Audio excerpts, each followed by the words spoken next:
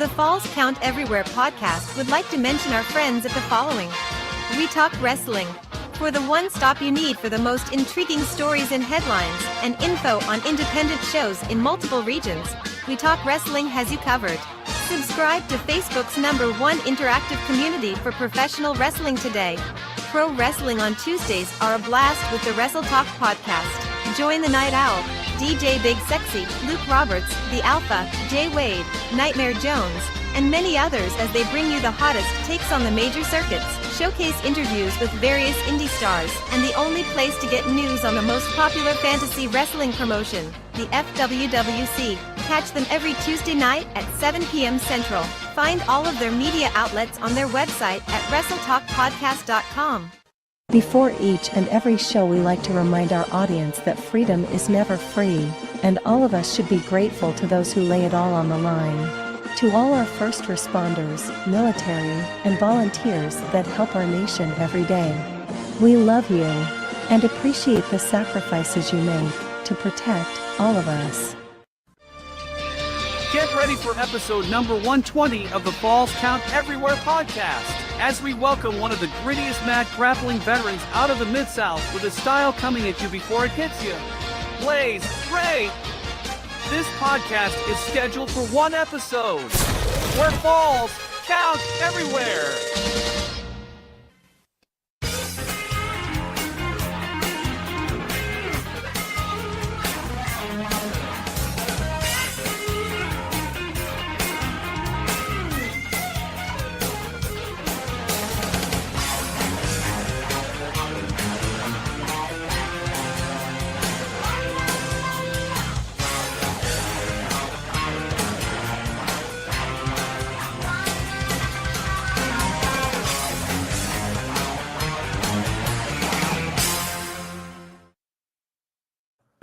All right, happy Sunday to you, everybody. Here and just getting into October. That's right. Everybody, welcome to episode number 120 of the Falls Count Everywhere podcast. And we're coming into you here, as always, we're on Facebook, YouTube, and Twitch. And, of course, once again, we're giving Kick a try. Once again, that's Kicking. on his, yeah, so kick.com/Falls Count Everywhere is where you can find us. And hopefully those gamers will be like, why did they talk about wrestling for? I thought they were playing wrestling games. I don't know. Shit. But anyway. What the I'm being an ass. Never mind. I am Rough Gut Rick over here. On the top left to the top right is the Gem City Mouse Zmiz, and of course GQ on the bottom here. But before we get into anything else here, guys. Let's do this here. And Z, if you want to we kick on the lights again for yourself, you can, guys, because guess what? Oh, you're gonna do something. Oh, I got something better than that. Let's go. Yes, baby. Oh, hell yeah. Here you go, baby. Hey, it's somebody's birthday today. Zmiz celebrated his birthday today, buddy. So I know that you had a little bit of a rough day, but hopefully you feel the love here on Facebook, and then everybody that you follow, well, all of your TikTok followers, and we're here on Instagram, and you're kind of roughing it out here tonight, but I appreciate you being here, buddy, man. Hey, happy birthday, man. Oh no, I slept wrong, and like sciatica's messing with me. I'm pretty sure. Like I know what it is. I just gotta go stretched out, but I haven't had a chance to really stretch it out. But no, I had a good day today. I took one of my youth kids from Bella Ease, where I work, and took him out driving today for 2 hours. To help him out get with his white slip and getting his hours in before driver's ed. So shout out Keaton for killing it like usual. We did highway, and he went down Broadway of Quincy for the first time, which is hilarious. Like it's our like major road, like Right. the hillbillies. No, it was fun.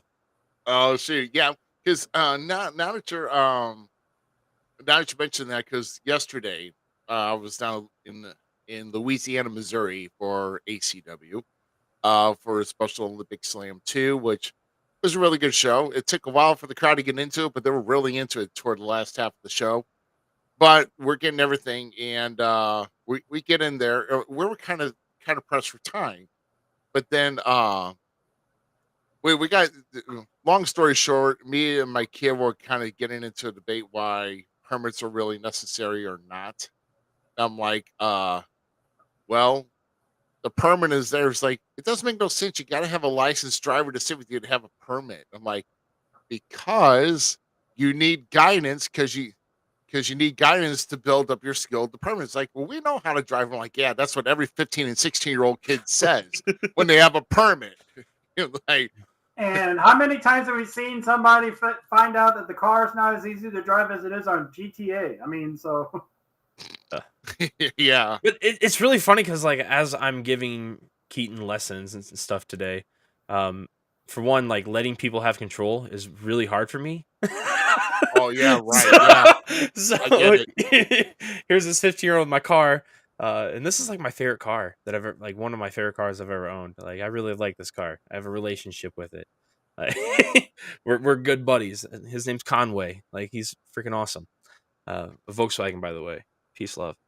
And but at the same time, I'm trying to help him guiding through this stuff, and the whole time I'm like, I've gotten so used to doing it. It's really hard to tell somebody how to do it. You just do it. So it's been a fun journey on both sides of the fence. Right, yeah. So I know, and trust me, I'm going to be in that situation too here in about a year or so, and I'm just squirming just thinking about it, bro. So I I tried to understand. let Chase drive, dude. So we're at the we went camping last week, and so we're at the campground. And I'm like, you know what, Chase, you want to try to go? And he tried. Chase is what, 12, 13 years old, and I'm like, no, get out of the car. I'm not ready for you. you you suck. Not yet, dog. But it was fun. Right. Him and he just giggled the whole time. It was hilarious. Shoot. Yeah. Well,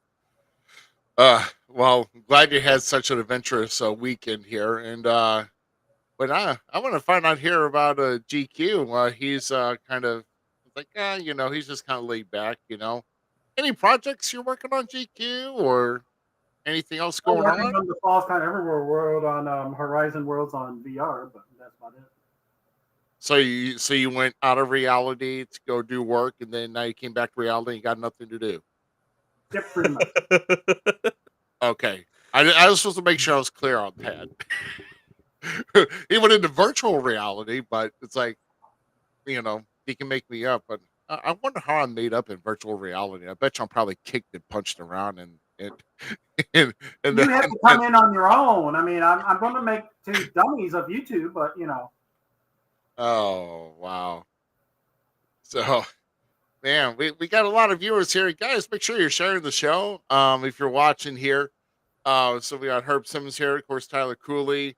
Want to give a shout out here to Hill Xavier Trey, who's watching here tonight.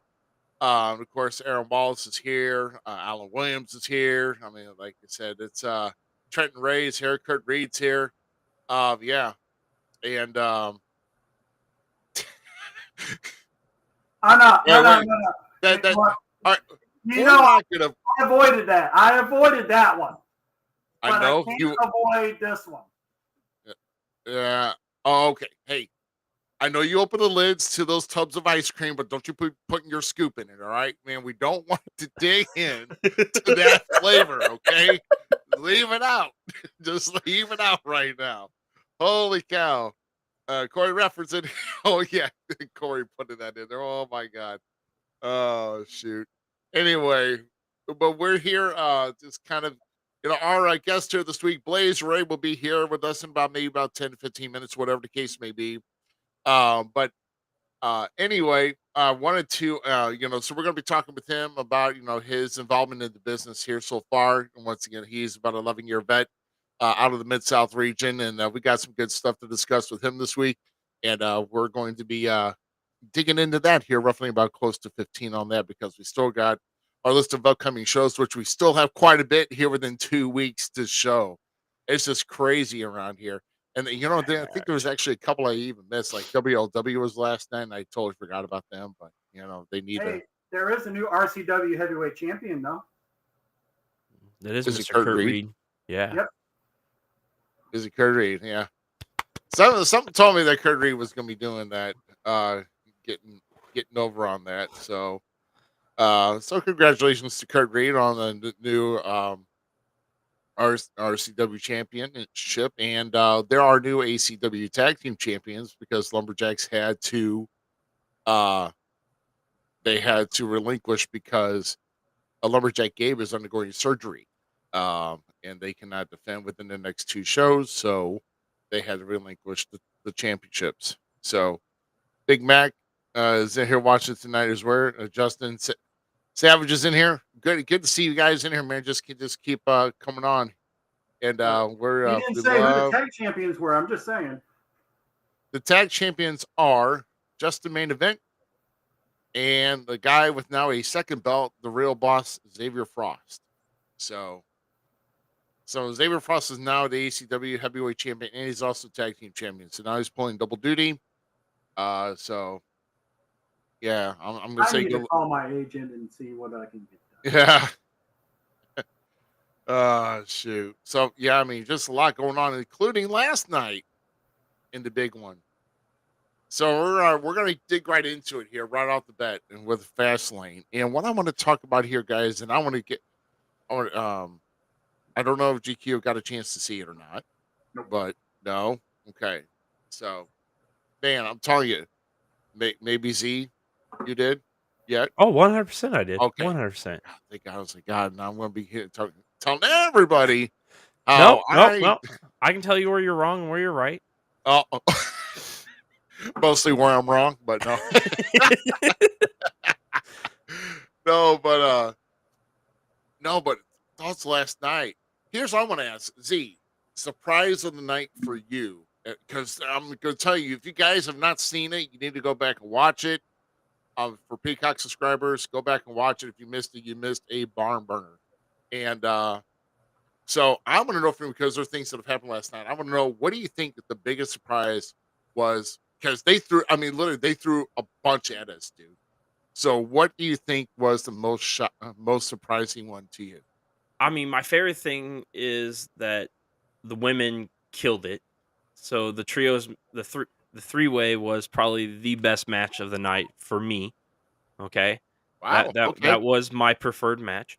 Okay. I loved seeing Carlito back, but I just felt like the crowd didn't give him the boast that he deserved. Like, Carlito deserves more, and I don't know if, like, either WWE just didn't present it bigger, or the I think fans it's the just didn't crowd react. itself. I 'Cause, think like, it's the crowd can- itself on that. Can I interject on that though? Go. Let me give you a skill example. Here you go. Puerto Rico, Indiana. Is there a difference? There's a major You are difference. whoa! You are way wrong, Ruby. Puerto Rico, Indiana, is somewhere back there in the toilet or whatever. I mean, No, it's just Carlito's one of my favorites of that era of wrestling, and I loved Carlito and thought he was cool and stuff. And He was shout cool. out to Skylar, because Skylar actually messaged me or tweeted me one day and said, "Hey, Carlito's coming back." That's who I'm like, that makes a lot of sense. Like, I was down with it. So to see him back, hopefully we see more. Triple H at the press conference said how, like, hyped he was to have him back and stuff, and how well deserved it is, whatnot. The press conference, man.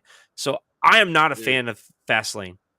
Fastlane did not, like, it started out great, and then the ending ruined it for me. I was really hoping Seth would lose the belt. I'm not saying that Seth hasn't been a good world champion. They've just done so good in building Shinsuke up that I was like, give him the belt. Like, Right. I was sold on that character. So, but the press conference, man, that's where the key has been right now with their PLEs for me. Right. Right.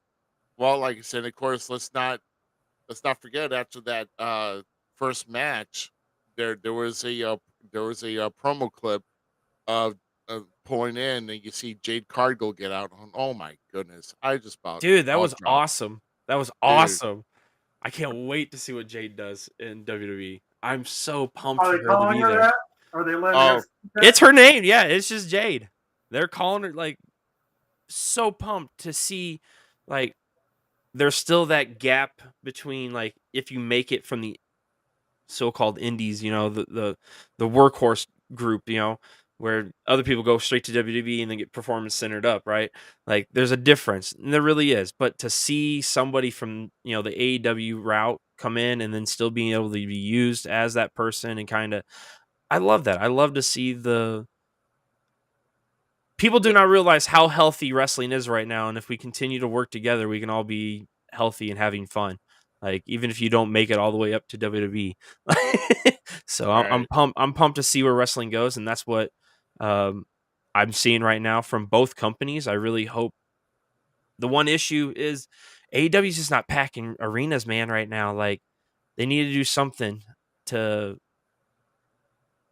so they can continue going and going well because there's some good stuff in AEW too. So, but Yeah. Fastlanes was the weakest pay per view for WWE this year. That's my personal opinion. Wow. And see, the thing is, and what Tyler touching on is the surprise of the night with Judgment Day losing the undisputed tag straps. See, I'm not Because mad, but I wasn't happy about it because I'm a huge Judgment Day fan. So why would I be like, yeah, go ahead, Cody, finish the but story? you're I also a love main Jey event Uso. You're Jey right. Uso Yes, fan. and You're a main Jimmy, event Jey Uso fan too, so and you then can't Jimmy and be them totally lose mad. too. Like, no, man, I don't know. I don't know. I know what you know. I'm kind of. I think I have an idea where they're going, and can I just also say that with Rhea Ripley right now, did we not call that earlier that, or you were thinking that she was going to be the voice or making the shots She's gonna in be the Judgment riff Day? too, because she's gonna force in that hand that she's the leader. Like she's taking control and she's becoming that character. And I really dude, I love it. She's killing it. So all for it. But somebody mentioned on We Talk Wrestling that she took the briefcase from him, right? Yes. What if they would have gave it to Dom? Oh, now see now that would have caused a lot of friction. I'm telling you, that would have caused a lot of friction. Oh, And dude, there's so many good things. Like I love Judgment Day, but I I didn't want to see him to lose the titles yet. Like JD McDonough's in there, and I love JD McDonough. Man, Amy and I thought JD McDonough looked like a joke when we first saw him back in the UK tournament, right? So we saw him, and we're like, "What is this Finn Balor, clone right, doing?" And dude shut me up like that. I got solid stuck behind him through the UK stuff they were doing back in the day, the NXT UK. Like, so to see JD McDonough on the main roster, like I'm praying they use him correctly. Like that guy has so much talent. So I don't want him getting lost in the Judgment Day, but I was enjoying him in the Judgment Day, so I don't want it to break up yet. Keep it going. We're in yeah, the top of the fourth, as Paul would say. Paul Heyman, that is. If you guys don't right, watch the interviews at the end of the pay per views, you would understand. right. To me, man, I'm kind of surprised because to me, even though it was 5 matches, like I said, the women killed it. I really thought the tag match but I think both tag matches were pretty well put on. I Oh, mean, agreed. huh? I'm not saying the card was bad. Like I'm not mad that I watched it.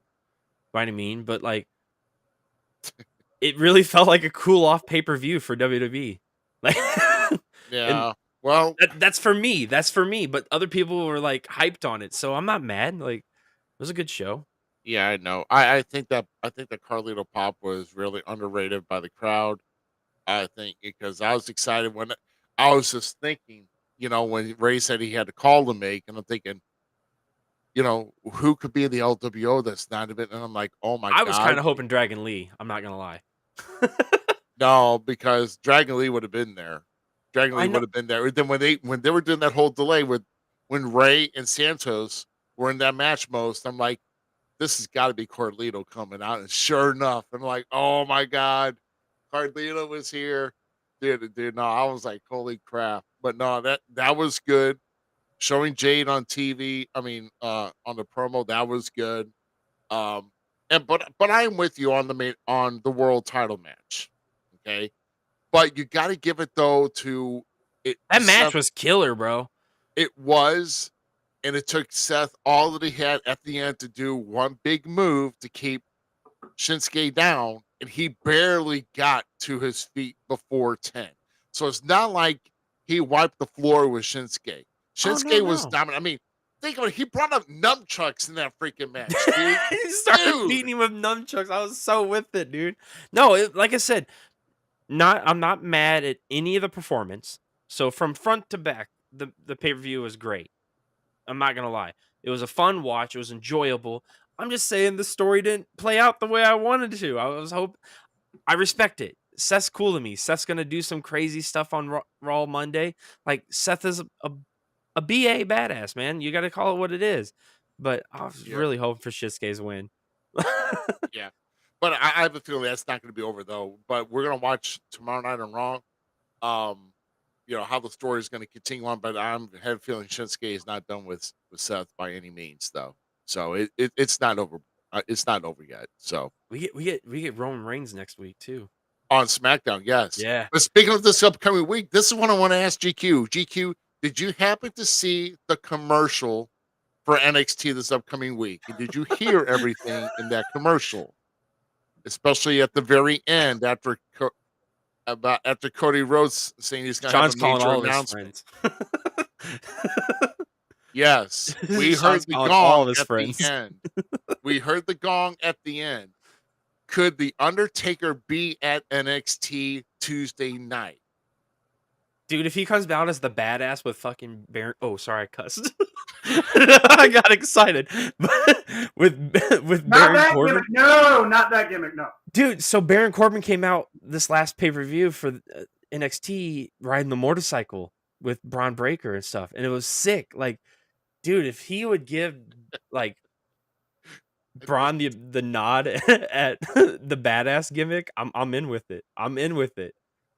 Who you giving it to, Braun? You said not Braun. Baron Corbin. Baron, yeah, Baron. I'll Dude, with Baron Corbin again. No, Baron Corbin is Braun Breaker is awesome, but Baron Corbin is. I can't see it, dude. No, he rode out on the motorcycle, somebody bro. tried to pull off that gimmick before over 20 years ago, and it was horrible. So. Oh, Chuck Palumbo's was good too. Don't even lie. Yeah, he was a little rotund too, but anyway. Chuck Palumbo was a biker too at one time in their GQ. Yeah. Nobody wants to remember that anymore. Don't ever disrespect Chuck Palumbo. Chuck Palumbo was one of the greats that did not get the right path. Man, him and Billy were the bomb. Yeah, they spooned. I don't care. That stuff was gold, man. For them to commit like that, screw you guys. That was. And then you add Rico on top of it, bro. I think Rico was in the middle, but anyway. Okay. Off track. Let's go to local. Yeah, because now we're just talking about big ball guys who invest in freaking. There's bikers, and then there's the American Badass. There will never be another American Badass. There will never be, but like I would love to see those two. Like, man, this is what they always will want. I'm going to say that right now. You were so wrong because I loved the American Badass Undertaker. I don't care what you have to say, you old fart. God. Taker did both characters correct, and then to see him go back and redo the Dead Man, but add the original Dead Man, like, and add the badass to it, like, bro, you can't be mad at that. Yeah, you can't, like, Taker. Shut. Just because I'm not like go Taker fan. Yeah. All right. GQ. We all got to go to our corners here because we could go all night about this, but it's not about us here tonight. So yeah, hang with us here for about 2.5 minutes or so. We'll be right back. We got our upcoming shows here around the area that we're going to show. That's coming up in the next couple of weeks, and we'll be back here with our featured guest. So hey, stick around, get something to drink real quick, and we'll be right back. Check out these great shows and appearances coming to a city near you. Thursday, October 12th, St. Louis Anarchy comes to the Elks Lodge in Granite City, Illinois, located at 4801 Maryville Road. Pre-event party starts at 6 p.m. with a bell time of 7 p.m. Don't miss the rare return of ECW original Masato Tanaka as he faces off against Gary Che. For more information on tickets, visit stlnrg.com. Saturday, October 14th, Southern Illinois Championship Wrestling returns to the Belle Claire Fairgrounds as they welcome special guest, WWE Hall of Famer, the Mouth of the South, Jimmy Hart. Plus, 2 huge matches have already been signed for the card. Doors open at 6 p.m. with a bell time of 7 p.m. For more information on tickets, visit sicw.org or reserve your seats by calling 618-286-4848. Saturday, October 14th, Illinois Elite Wrestling presents When Legends Rise at the Granite City Elks Lodge located at 4801 Maryville Road. Doors open at 5 p.m. with a bell time of 6 p.m. Scheduled to appear are the IEW Heavyweight Champion War, Tag Team Champions Dean Roberts and Sid Manson, and Midwest Champion Jody Ultra. Door prices are $15 for adults, $5 for kids. Children under 5 get it free. To save money on adult tickets, purchase them in advance by going to IllinoisEliteWrestling.ticketleap.com. Sunday, October 15th, Glory Pro Wrestling heads over to the Gateway Convention Center in Collinsville, Illinois that features a special appearance by Dalton Castle. Doors open at 4 p.m. with a bell time of 5 p.m. For more information on the event and to get tickets, visit GloryProWrestling.com. Saturday, October 21st, New Genesis Wrestling returns to the Lou Civic Center located at 213 Market Street in Muscula, Illinois as they present Forsaken. Featured match on the card is match number 3 in the Best of 5 series between Playboy Double H and Ace Hawkins. Doors open at 6 p.m. with a bell time of 7 p.m. For more information on the event and also purchase advance tickets, visit ngw.ticketleap.com. Saturday, October 21st, Southern Illinois Championship Wrestling comes back to the Ainod Shriners Temple located at 609 St. Louis Avenue in East St. Louis, Illinois. Don't miss the featured attraction ladies match as Judy Azul faces off against Kelsey Magnolia. Doors open at 5 p.m. with a bell time of 6 p.m. Reserve your seats for this great event by going to sicw.org or by calling 618-286-4848. Saturday, October 21st, American Championship Wrestling comes back to Mountain Grove, Missouri for a special Halloween-themed show at the YMCA located at 1 YMCA Drive. On this night, there will be a costume contest for the kids and adults, plus the return of the casket match in the main event. Doors open at 5 p.m. with a bell time of 6 p.m. Ticket prices are $10 for front row and general admission is $6. For more information on the card and purchase advance tickets, visit acwtheshow.com. Remember, fans, without you in the seats, there is no wrestling. Make sure you make plans to attend these shows, and we'll see you at ringside. Oh yeah, once again another packed 2 weeks, man. I got 2 things, one thing to ask and one thing to state. First, I want to congratulate Power Trip 2.0 for picking up the PWE tag titles. Again, that's in the genetics with that. Is that the same Tanaka that's working for Anarchy? Yes, it's the same ECW original Masato Tanaka. Yeah, making a rare U.S. visit, and St. Louis Anarchy will be. Still owe some people around here money. I don't know. Do you want to throw his name on the poster wait till he gets in here? How do I know? I'll call him right now. I think he does. So I don't know what is he got? Is he on the Axl Rose list or something? Wait. No, I'm just more asking. Is he the same one that took 2 people here locally to FMW? No, you're thinking of Pat Tanaka. Oh, okay. Never mind. It's all the same name. Come on now. What? Oh my God! No, that's Pat Tanaka. Okay. We're not doing trivia tonight. He's going to come here work for free because somebody's going to collect the money, and that was him. By the way, Justin Static's the one that posted that thing about Taker, and you're right. The original Deadman is the best, but I'm sorry, American Badass still holds a place in my heart. That's all right, man. Well, tell you what, we're going to move on here. Waiting patiently here in our green room here tonight is our guest of the evening, coming to us here from the Mid-South. He's a 11-year vet that has gained at least some tag team gold. He may have gotten more, but he's going to tell us more about what's going on here in his world of wrestling. Want to get his takes on some other topics as well. And tonight, we welcome For the first time here tonight on the Falls Count Everywhere podcast, please put your hands together for Blaze Ray. What's going on, guys? How are y'all? Ray, thanks for joining us here tonight on the Falls Count Everywhere podcast. I know, well, at least we're in the same time zone anyway. So yes, sir. But I won't ask. I'm sure you're in West Tennessee, ain't you? Yes, sir. West Tennessee. Okay. I know.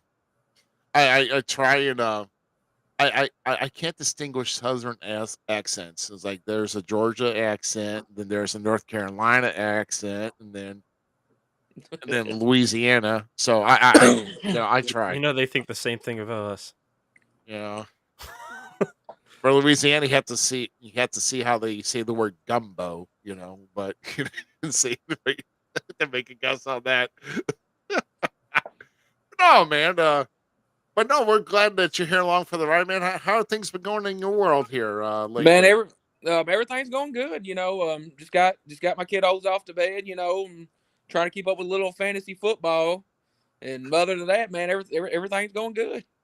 Everything is going good. Awesome, man. Well, like I said, we're here to kind of discuss a little wrestling here tonight. And since we've got a good number of questions here, and of course we got some fun interaction here when we take a break in the middle, and of course kind of let you in on our little fun. And of course I'll have a little fun with you here at the end as well. So but once again, we thank you for coming and joining in, and we got some different viewers here tonight, so hopefully they're here and then being entertained here as well. So guys, keep up those if you got any questions or comments there in the chat, make sure you keep those going. But since it's the birthday boy here tonight, I'm going to actually throw him the first question here for you tonight, right? Okay. So keep it on the positive light of the day. In your opinion, you're a Mid-South wrestler yourself. When you hear Mid-South wrestling, what names come to past, present, future promotions? What to look out for? Give us a rundown of the Mid-South. Oh man, so talent-wise, man, just going back to the old days, the old school Memphis Championship Wrestling, Corey Macklin, Lance Russell, those guys, Dave Brown, Jerry Lawler, Superstar Bill Dundee, Dangerous Doug Gilbert, Wildfire Tommy Rich, Coco Beware, those guys, that's just something, and I pride myself on a lot of my stuff coming from actually watching those guys, Oh man. So then who in today's world do you look out for? Like who the promotions, the wrestlers down there that are gonna, one day be talked about in that same level potentially for the future generation? Oh man, we have there's lots of great talent here in the Mid-South. I've always told people, the Mid-South to me has always been a stronghold for professional wrestling. So, you got guys now like that could make it to the big time. You got guys like Derek King, yeah, Danny Be Good. Danny's been in the business for a while. My brother's another one to be on the lookout for. He's got 10 years in the business. He's impressing a lot of people, and you got the fabulous Chris Rocker, Johnny Dotson. The list goes on and on, man. There's so much talent here. And here recently, one guy that was a mainstay around here for a while, and he was signed to NXT and stuff there for a while, and he's been doing stuff with AEW. That was Blake Christian. Yeah. That's a guy to look up to right there. Dude's a talent. Yeah, he is. Yeah, he is. But real quick here, Herb Simmons just posted here. Herb Simmons has been. I mean, if we're talking about different territories back in the days, up here around the Gateway, the St. Louis area, it's Wrestling at the Chase, and if you haven't heard anything about Wrestling at the Chase, there's some really. It's like I said, it's the heart of where Sam Munchnick was from, the St. Louis Wrestling Club, and that's where he was the NWA president for 41 years. Basically, St. Louis is basically the wrestling capital back in that era. And just a lot of good talent there. But he said he just talked to Coco Beware today, and it almost makes me wonder, does it have anything to do with May 18th of next year? And if that's the case, because, You and I already will said our say here that we've actually been given the opportunity to come back to the SICW Fan Fest #2 next year, which if all my guys are on board, then I'm on board. Oh, in the 'Cause, words of Jay Uso, yeet. Let's go. yeah, that's right. I'm gonna say, oh, hold on. If that's the case, I'm gonna say one thing. Z, if you get me killed by a Telecon again, I swear I'm gonna do something. Okay. Sorry. Next year's Not gonna be sorry. Kowalski, brother. Next year's gonna be Kowalski. So. Oh hell no. Who You'd can sit I on me, I'll be have lost beat for years. GQ this time? That Anyway, Ruby, go ahead to your next question there. How about that? Oh yeah, I sure do. Okay, so here I am. I'm starting to let you guys ramble on here. My bad. But eh, but Ray, kind of tell us your story on how you got your shot into getting into the wrestling business. Once you got in, who were your trainers, and how long did you have to train initially before you got your first match?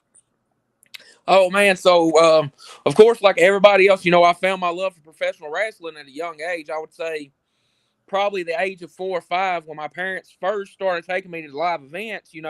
I was already watching the WWF and the WCWs and the Memphis Championship Wrestlings, but that's where I first found my love for professional wrestling. And then, like I said, I've been in the business for 11 years. I didn't start out as a wrestler, but I've been in it for 11 years. So I started off, I've done security, I've done referee stuff, set up and tear downs, commentary. I've put together shows and helped book shows. But I got my start. It was something as I was announcing and doing commentary, I was always like, this is something I want to do. And the guy who trained me said, well, if you want to, this is something you want to do, come to me, we'll train you, we'll teach you right, and we'll get you where you need to be. But a lot of people don't know this, and this is a story I like to tell too. I was born with a birth defect. So when I was born double club footed, and what a lot of people don't know is my feet weren't straight when I was born; they were backwards. So Ooh. a lot of they had to break both my ankles, reset them as a baby, so I've always had them problems, with my ankles and stuff. So I was always, doubtful of it. And he talked me into it, and I've been here ever since, but like, when I first started, I had, of course, the doubters and the naysayers, with your conditioning, you won't make it in this business. You'll never make it anywhere in this business. And, here I am 11 years later. Wow. Well, Kerry Von Erich wrestled for a while with a fake foot on. I mean, so you with all those issues is good to overcome, and definitely you showed how much you were able to put into that to overcome that. Yes, sir. And that, that's always been my fuel. That's one of the reasons I keep going and stuff. I want to prove everybody wrong, that I can do this. I'm going to make something myself in this business. Whether I make it to the big time or not, I'm going to be remembered in this business one way or another. All right. I feel that one. Yeah. So as far as like when you got down to training, how long did you actually train, and do you remember anything about your first match? So when I got to train, I want to say I trained roughly for a year or so. And Wow. then around here, and I'm a firm believer in it. I think you should train for at least a year or so, to be where you need to be to get started. My first match was against a guy by the name of Chase McCoy, who was actually my trainer's son. He was already in the business, so I went on the road with him a little bit, and was kind of learning the business and the ropes and stuff. And our first match, man, we went out and I was nervous, but like everybody else, he took care of me. We had a good match, and from where I started then to where I'm at now, man, I've come a long way, Oh yeah, absolutely. Um, yeah, I mean, and that's almost kind of like the standard, I guess. Because when I got in, like I said, it didn't take me that long, but if everybody knows my story, my training days were even back when I was a Marcus fan, going through school, and I was preparing myself for bumps and everything else that was not even inside of a ring that gives. So I was ready to go, and I was a quick learner. And 4.5 months later, I Rock was, and roll. yeah, rock and roll, yeah. Yeah, I'm never gonna let I'm not, rock and roll will never die, and apparently I'm not gonna let that down either. So Not one bit. as long as So there's the one somebody thing there. I'm kind of curious on asking, or were you finished with your part review there? Or? Yeah. I'm good. So you already had said that like the ones that you looked up to. Um, what wrestling veterans actually did you get like the most advice from and helped you along the way? Whether they were like the local veterans or names that came through or something like that. Okay, so starting off local wise, one of the ones that he's actually been a big mentor to me in my career, that would be the current AIWF World Heavyweight Champion, the Golden Boy Greg Anthony. Yeah. So We know him. He's a 21, 22-year veteran, and he's guided me along my career. John Michael, who is one half of Picture Perfect, here in the area, but outside of the area, the most advice and stuff I've got, we've had a lot of people, the current company I work for, it's a revolving door of talent. There's always people coming in and out, guys stopping by. We've had Chavo Guerrero, we've had Tommy Dreamer, Hardcore Holly, and all that. But the main one that I took a lot in from and that I picked his brain when he was around this area was Tracy Smothers. Oh yes. Tracy was willing to sit and listen, and he's always willing to help and give that advice to the younger guys. Yeah. I mean, I had the privilege of working with Tracy a time or two, in my promoting days over in Evansville.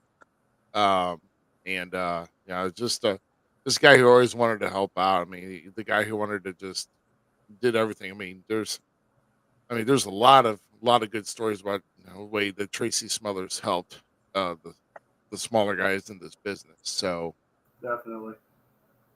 so I mean, yeah, and it's a shame that he's gone too. Um, Yes, sir. Yes, sir. yeah, just another good one that's gone. But yeah, but no, I mean that's a really good list to have. And like I said, I mean, Greg Anthony's made his way around the Midwest here. Um, you know, He you know, is rest, making his way around. yeah, he's making his way around. He was in SICW not too long ago, putting up that title in a steel cage. I mean, he's a fighter.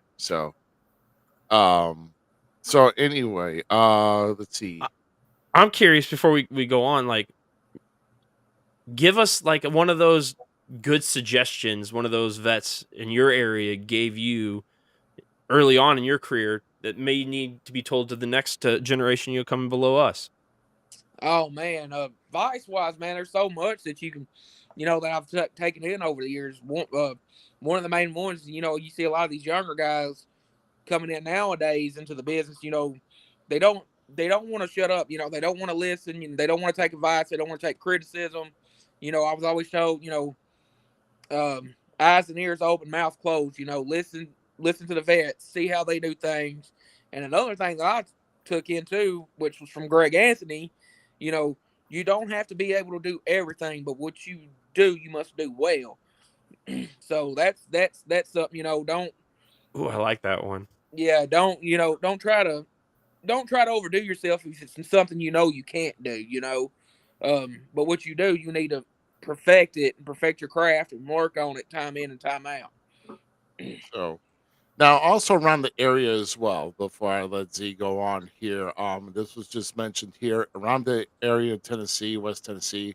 Of course, is another promoter that just passed away about a couple years ago with Burt Prentice. Did you ever get a chance to work with Bert Prentice? Or Herb Simmons wants to know if you ever got a chance to work with him. I did not get a chance to work for Bert. That was one I actually did not get to work for Bert, but that was one I would have loved to work for. Bert was one of them ones I was always told, and heard the stories, he took care of his guys, and, he just had that passion and love for professional wrestling, and I almost got the opportunity to work for him once. Me and another guy who was working for Bert at the time, we had another booking. I want to say it was in North Carolina, and then on the way home, he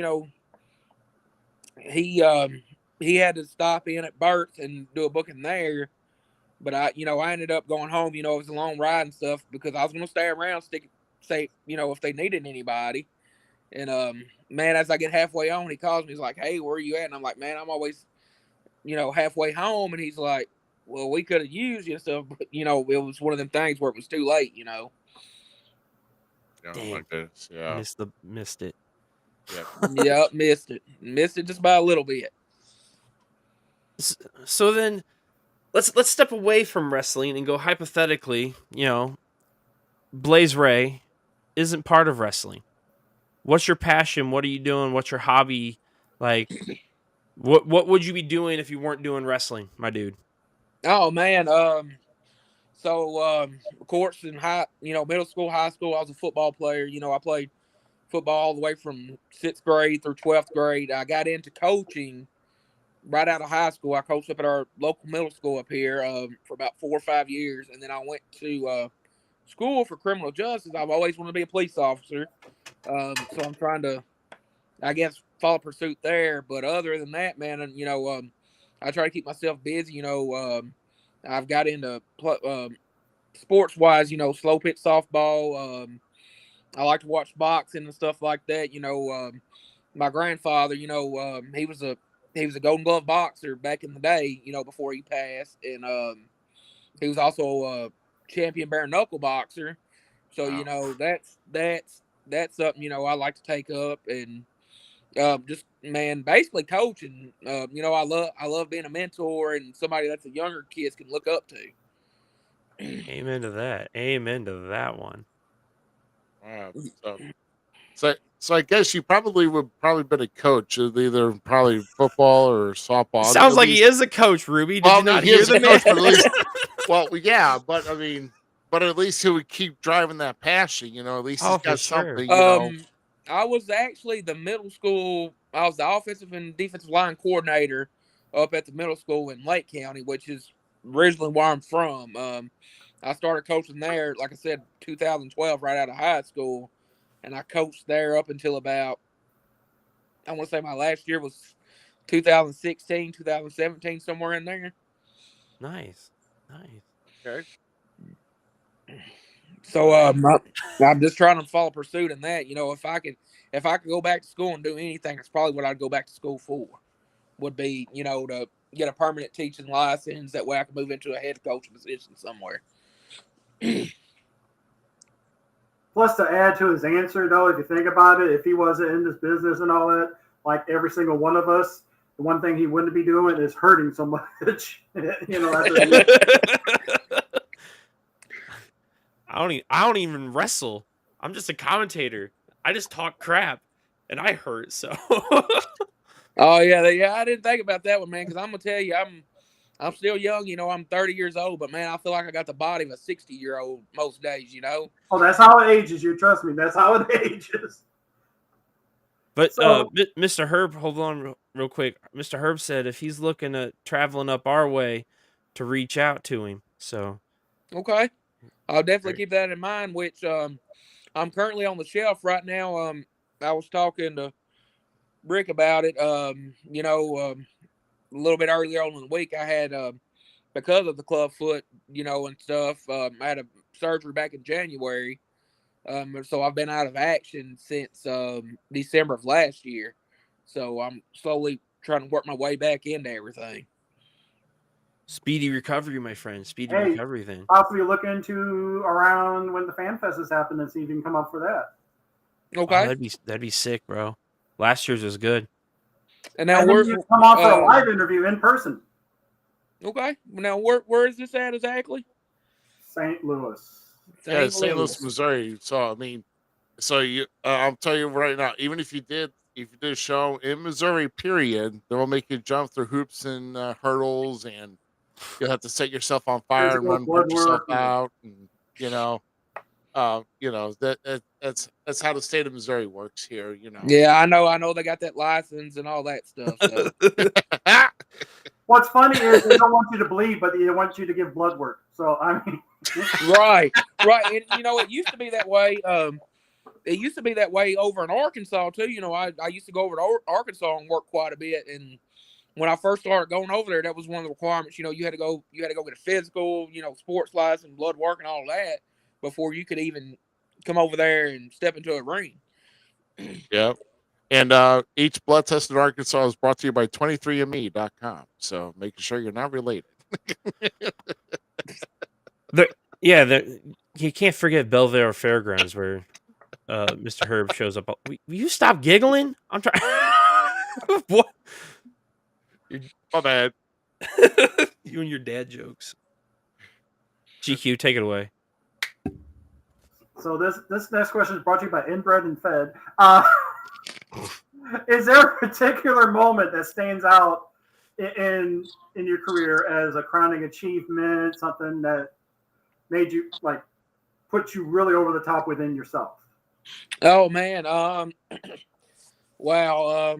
So at the current promotion I work for, Pro Wrestling Mid-South, me and my brother actually former 10-time tag team champions. But one of the sets of tag titles we had, we have a Friday night show, we have a Saturday night show, and at the time we had two sets of different tag titles, kind of like Raw and SmackDown did there for a while. And we were the first tag team to hold both sets of those tag titles at the exact same time. And one of the sets of tag titles we actually hold the record for, and then we were back-to-back tag team of the year for 2018 and 2019. And man, it's just a lot in there.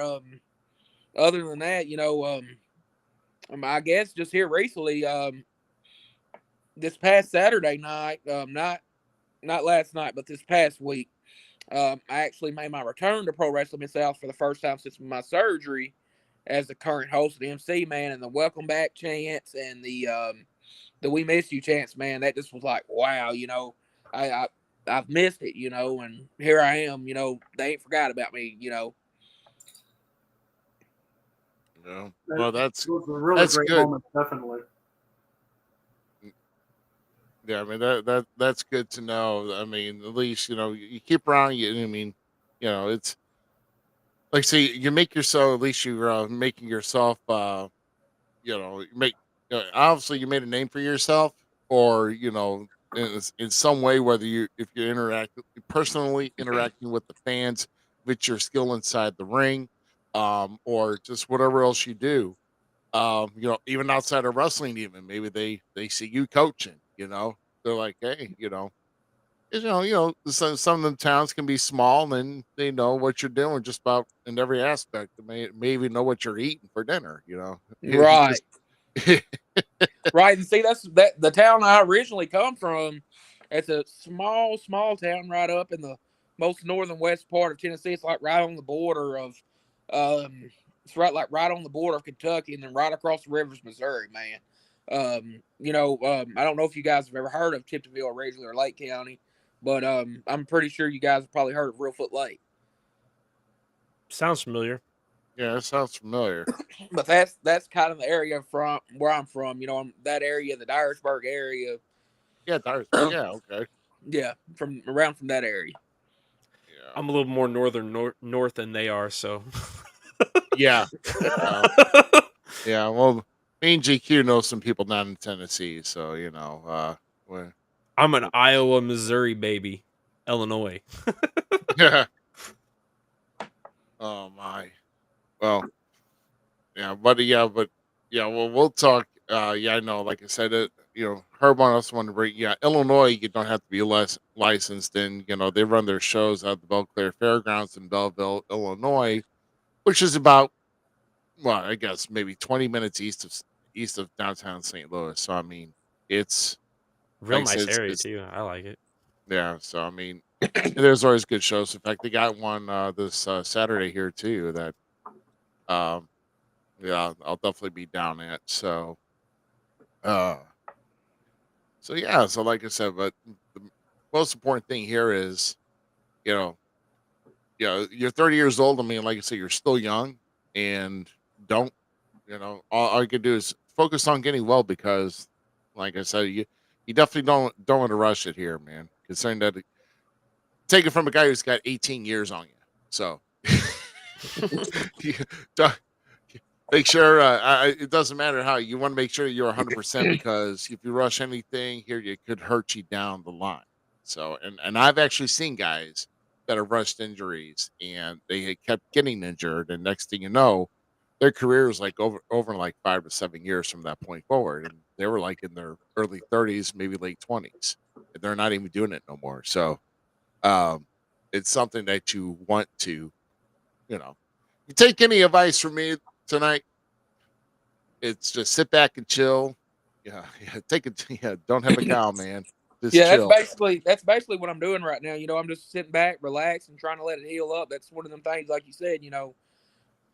As much as I love being in the ring, and as much as I miss it, that's one of them things I don't want to rush because, with the previous surgery when I was first born to this one now, I take that risk of getting in there and messing it up even worse than what it already is, and not being able to do it again, or worse, maybe taking the chance of being paralyzed or something. Yeah, exactly. When you're talking about spine, anything having to do with the spine itself, you have to be careful because that spinal cord controls a lot of things in your nervous system, the way that your muscles are controlled.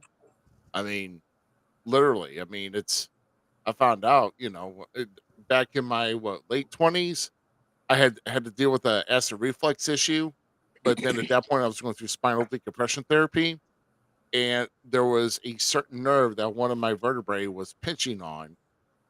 Apparently, that I found out was causing it because when it got straightened up, I didn't have acid reflux no more. So it's like the Dang. craziest thing, you never know. So, Right. So see, um, mine right now. The surgery I had just here recently, back in January, was on my right ankle and foot. But this guy, he went in and um, he did like a bone fusion, and he did some work on my Achilles, took some bone out, and then he added some hardware in there. So I've got like screws, and he said pins, but to me it looks like almost like a metal rod that goes up like this and kind of hooks over, I guess, kind of holding them bones together or whatever. So, oh man, you definitely need to take your time on that. Like I said, even if it's because trust me, I mean, some of these guys you have to lift and everything else. So if it's your back, you want to make sure your back is strong. But um, if you've been out since January, heck, I mean, I wouldn't even rush trying to get back before the end of the year. Take an entire year off. I would say, at least, because even though they clear you, think about it this way: even after they clear you, you still have to exercise and build it back. Build it, and even you're probably going through therapy now, possibly, or just trying to get some basic exercises, but trying to get that therapy to build yourself a little bit more, trying to do some light building of your back to get those muscles built around it. I mean, then once you're ready to go, then you're good to go, man. So, like I said, it's man, but no, we definitely want you to make sure you're taking better care of yourself. Like I said, sit back and relax. Just like I'm going to tell everybody here now at this point in the show. Whoa, how did I do that? How did I do that again? How did I do that? What have I done?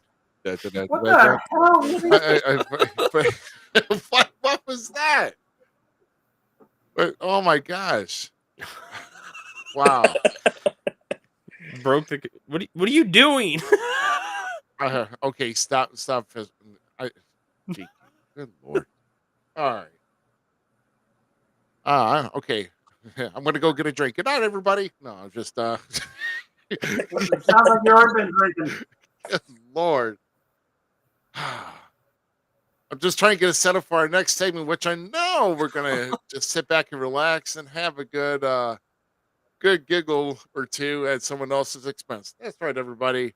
It's time for this week's wrestling gold memes. There you go, baby. And I'm always late on the cue. Love it. Like, let's do this out. No music? What? You didn't hear it? No, we No? didn't hear it. Oh, damn. Oh, well. Bunk. You didn't hear that either? Nope. No. No, you didn't hear that either. Oh my god, Mm-mm. what's going on? Okay. Well, I want to see my audio output. Oh, I know why. I think I know why. Hold on. We're usually more professional at this. Just so you know, right? Yeah, usually. Ish. How about this? Oh, no, I guess that don't work either. All right, 7 times the charm. There we go. You just want me to sing it? Did you not hear that? Just go on. No, just You go. broke it. Oh god, I don't know. It's why we can't have nice things, Ruby. Okay, well there's a window that you guys can't see. Everything's going out this window here tonight when we go off the air. So hopefully y'all enjoy it. So anyway, let's get on. Thank God I didn't have any audio clips ready for this week. But anyway, how about we dig right in? Solid gold! Sorry. Solid go. Hey, why don't you go do that on Friday night, buddy? Anyway, this week with DX, mainly focus on Triple H here, being with the boys, and when you're with your girlfriend's parents. So. That's a lie. He's seen Oh. both versions.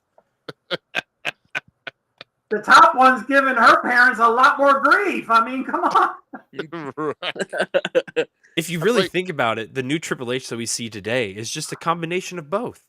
So Right. That's right. Hunter Hearst Helmsley was an underrated gimmick. Just saying.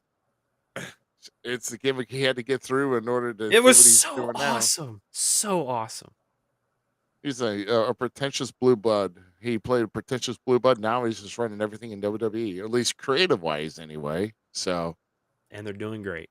and doing really good. So, how it felt in elementary school to come back to class from the doctor's appointment with McDonald's. Fact. That's a whole vibe right there. Your meal in one hand, bag in the drink in the other. So, Even though adult me doesn't like McDonald's now.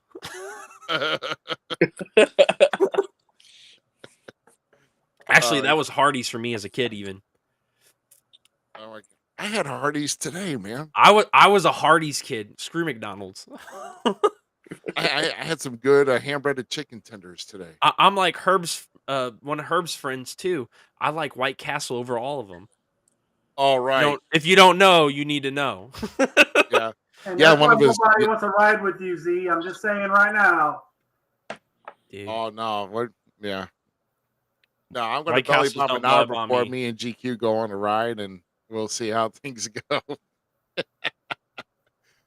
Oh, He's going to come back alive on that one. But Where's anyway, Ramon?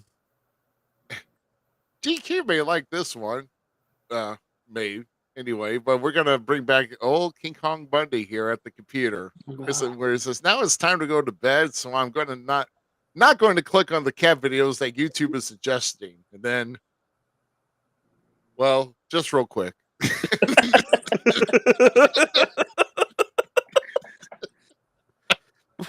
don't listen to them, Pepper, okay? Hold on. Wait. There's one more thing. Hold on. There is You one are more him. thing that'll go with that, though. Where is it? It's Did you just take it you. out? It's No, just- no. just Oh, go damn, on. you took it out of the thing. Yeah. you Oh. broke it. The 5 hours later part. Oh yeah, the 5 hours later. Oh yeah, I was doing some cleanup. Sorry, my bad, my friend.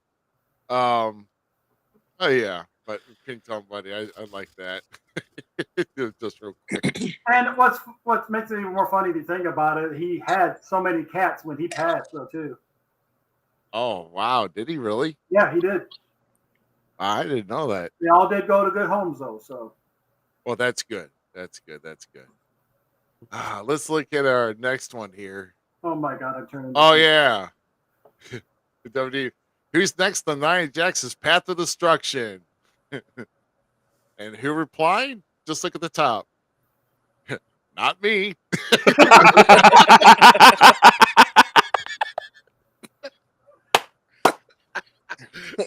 Oh, that's the best. Yeah. Well, because Emma doesn't have a job there anymore in WWE. She actually like 100% needs to go to AEW right now. AEW's women's division is getting to be really like, I can't believe I'm going to say this because for the longest time I've not been a fan of her, but Toni Storm is killing it with her new character. So like Emma could kill it over there. And you put Emma there, you know she's going to steal the title. It like there's so many people doing good over there in the females division right now. I'm with it. I'd say put Emma there. No, get rid of Nia. Especially after what she did this past week on Dynamite with Sky Blue. The booty cheek. Oh, no, it was more than that. Dude, she's hilarious. Did you see the clip that I sent? Maybe about when she cut down to now at a point where from her sponsors and they're outside the ring. No. She called the move. She called a female chop the I won't say the word, but the T slap. So alrighty then. I can't. I'll have to rewatch it then. I'm gonna have to send that again if you haven't found it. I don't know if yeah. And for our last one here, this was kind of I think Z will get a good kick out of this one here. To me, this edible isn't that strong. Me looking at myself in the mirror 5 minutes later.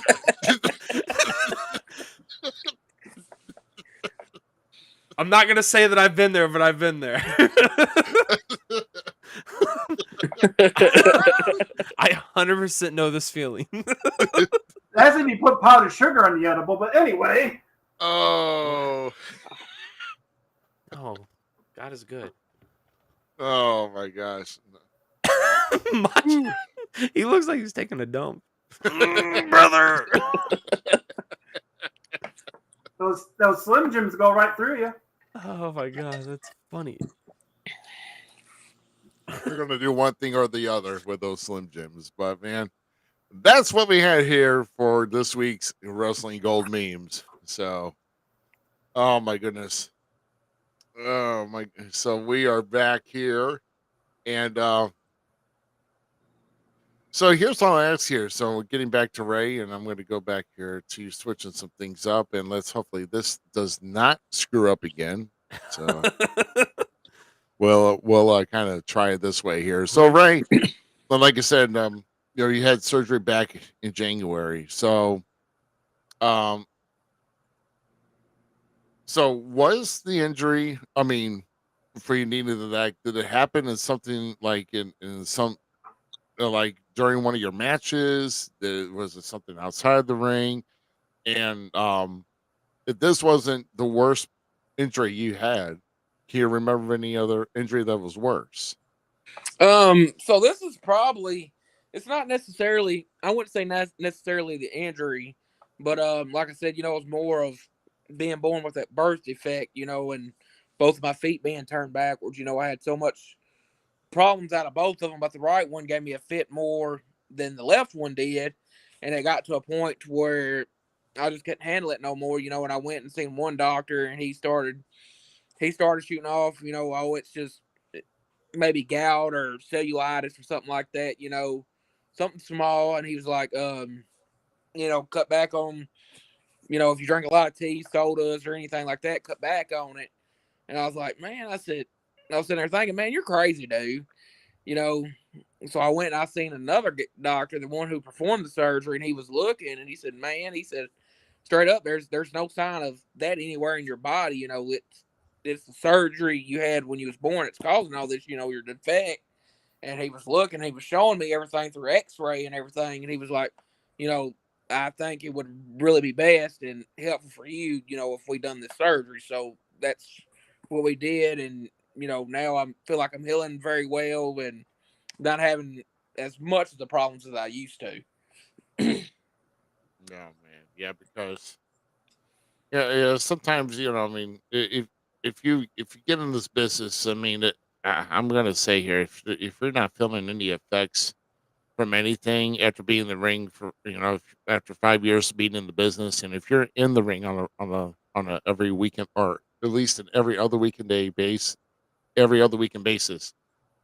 you're not feeling any strain, then I don't know if you're just lucky or you're not you're not taking any risk. Well, But you know, in ring wise, I've had my share of concussions. Um, blew my knee out a couple times. I've had to have right up in here in my hairline. It's actually hidden. My forehead super glued once, from a stiff chair shot before, and ugh, other than that, some scrapes and bruises. But I've been fortunate enough not to be just severely hurt. When it comes to the in ring part of things. oh my goodness, yeah. Um, I know. Sometimes what. I mean, I've had some what we call unexpected cuts. I'm not going to give any type of terminology of what we do call that here, but let's just say a punch goes to strike over the brow, or you just happen to maybe hit something too hard and it separates the skin. It's known to happen, whether it be on a joint or wherever. So, um, Right, right. yeah, but no getting injured in the ring is no fun. I mean, I think just into my right at the end of my third year, I suffered a hip pointer and I dislocated my hip like toward the end of my match, and it just oh, and I had to carry out at the end of the night. They needed me in a battle royal, and I'm out here trying to walk and trying to get something pop back in, but oh my gosh, yeah, it's given me some fits, today. So, like I said, it's them old injuries will eventually will creep up on you if you're not taking care of yourself or whatever the case may be. So, you just got to keep moving or keep limber. So, Right, and I mean, I've popped my shoulder out a couple times during a match, before, and that's trying to finish the match, with a dislocated shoulder and stuff. Sometimes you probably know this well I do. It's hard, and there's times, in the middle of a match, man, I'd be like, give me, just give me a second and go over there and pop it back in on the post or something, oh, right. to finish the match. But the one time I had a concussion, I remember it like it was yesterday. My brother and I were we were the Mid South Tag Team Champions at the time for Pro Wrestling Mid South, Mhm. and the title to our show was Back to the Old School, and we had Bob Holly and John Morrison down that night. Oh wow. So me and my brother were working two guys by the name of Addison Kane and Josh Matthews. So Yeah. we're working and everything's going fine up. We get the double down, we get to the hot tag, and here comes Addison Kane. He's a big old guy. He gives me the first shot, and somehow he catches me up here. And I'm talking about it. It was one of them ones. He laid it in there, man. And I hit the mat, and I'm laying there, my head spinning, and everything's going dark and stuff. And I'm sitting there, and I see my brother take his bump, and I was like, "Oh God, I gotta get up. This is a hot tag. We got to finish the match." So we ended up finishing the match, and then come to find out, I ended up having a concussion. Wow. Yeah. Concussion is no good. Mm-mm. No, no, sir. So, with going into today's wrestling and modern wrestling and the big main stage WWE and AEW, what is your opinion on who's doing the best? What are you liking out of them? Or are you a fan of today's wrestling still? And then taking a step back down to the lower tier, how do you feel that the smaller promotions are going to maneuver now to, differ themselves to what they're doing on the big mainstays? So I actually like, I do try to keep up with everything going on in wrestling, from WWE to AEW to Impact and New Japan and all that. But I really love some of the things AEW does. I like the stuff Jericho's been doing, but all besides all the hardcore stuff, like with Nick Gage and all that. Jericho to me has been in the business for a while, and he's going in there and he's working with these younger guys, and giving these guys giving them pretty much a chance to get over, And WWE, man, the only thing, they're back and forth, I really loved the Bloodline feud. That was something that I was into, the story was there and all that. And then, with the release, they just released Ziggler and Benjamin, who, in my opinion, was two of the most underrated guys in the business. But so from my point of view, I agree with you. I'm still a WWE kid, I guess. I'm just so WWE, it's not funny. I love AEW and I love what they're doing. But the great thing about it is like we get to see Ziggler in a new light because now I pray to God he goes to AEW. I pray to I want him in AEW so bad. If he could do a stop in New Japan, solid choice. Like do a stop in New Japan, then go to AEW. But these guys, we get to see them in different lights. That's why I kind of am happy that Edge left and went to AEW and stuff. But the new direction you got, like Austin Theory, all those guys coming up now through the WWE branch, man, they're cooking on some things, and Dominic Mysterio gets more hate than anyone on the planet right now. So there's both are doing great, but how like I said, how do you feel the independent scene's going to shuffle out? Where do you see that going? Are they going to take cues from WWE, AEW? Are they going to try to shift things around? Look at OVW for perfect example. They're really, in my opinion, they went a different route than every other promotion has gone with trying to do the wrestlers. The live action, but the reality show that is professional wrestling gave us one of the best insights to wrestling there is as a fan. I loved it. Where do you think the independent scene goes from here? Man, that's actually a good question, but it's a tough one at the same time. Around here in my area, I see a lot of these promotions and stuff trying to branch out and get these TV spots, get more publicity for their companies and their guys. And sometimes all publicity is not good. Sometimes you can get bad publicity. So it's just one of them things, where everybody's got to kind of see what the people who's watching them or around the area, what they like, what they don't like, and not necessarily cater to the boys, but cater to the crowd that they're trying to get their product out there to. Solid answer. Oh yeah. Yeah, I agree.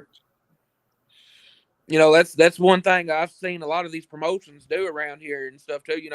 A lot of them will be like, no, well, we're going to do this and this, but it caters to the boys and not catering to your fans. Your boys ain't,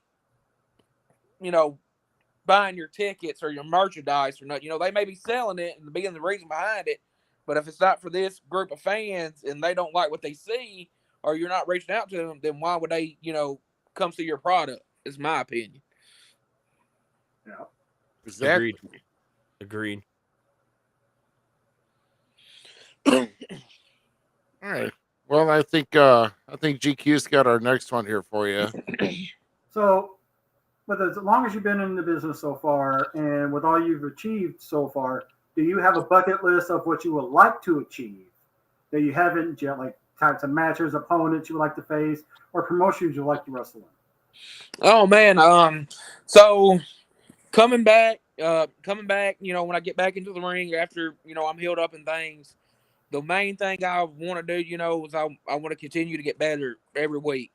I'm sure that's most guys. Most guys want to be a champion. Most guys want to, go to this promotion or this promotion. But me, I personally want to get better and have the best run I could possibly have. You know, but one of my bucket list accomplishments would be to hold a major singles title in the business.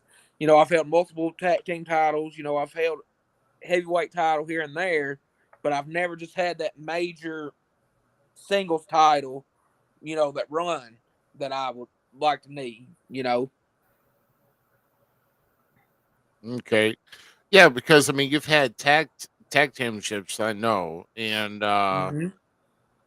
I know. So I guess the tag team that you were part of was the Rays Boys. Is that Yes, right? sir. The Ray Boys. That was Ray me and Boys. my brother. Yes, sir. Oh, okay. Okay. All right. And as far as like so all you've had was tag team gold so far?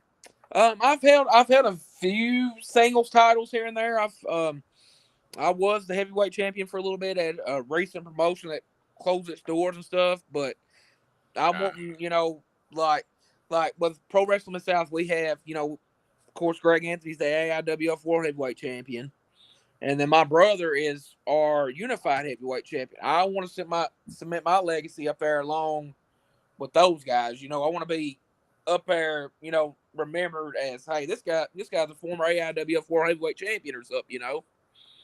There you go. yeah, I mean it's a goal. I mean it's a large goal because I mean the AIWF goes all over the place. And and to get your hands on that title, man, you talk about yeah. Any title. I'm sorry. Any title in the AIWF is a. Um. I mean, it's definitely an accomplishment. In fact, one of our previous guests, JAC. You know, he's. I think was about 3 weeks back. He won the World Shoot Fight Championship Yep. from Mm-hmm. there. So I mean, he's yeah. So anything anybody that's involved in the AIWF and you want to get some success, you got to come on the show first, and then you got to go get Yeah, that's for us, man. that's for certain. So, oh But man, before my surgery, you know, when I had my last run up until I found out about the surgery, I was in the running for at the time my brother was the current Pro Wrestling South Legends Alliance champion, and then another guy who worked for us, Coco Anderson, he was the AIWF National Heavyweight Champion. But me and my brother kind of split apart, and we were running a feud. And then it ended up being to where my brother, and Coco were running a feud.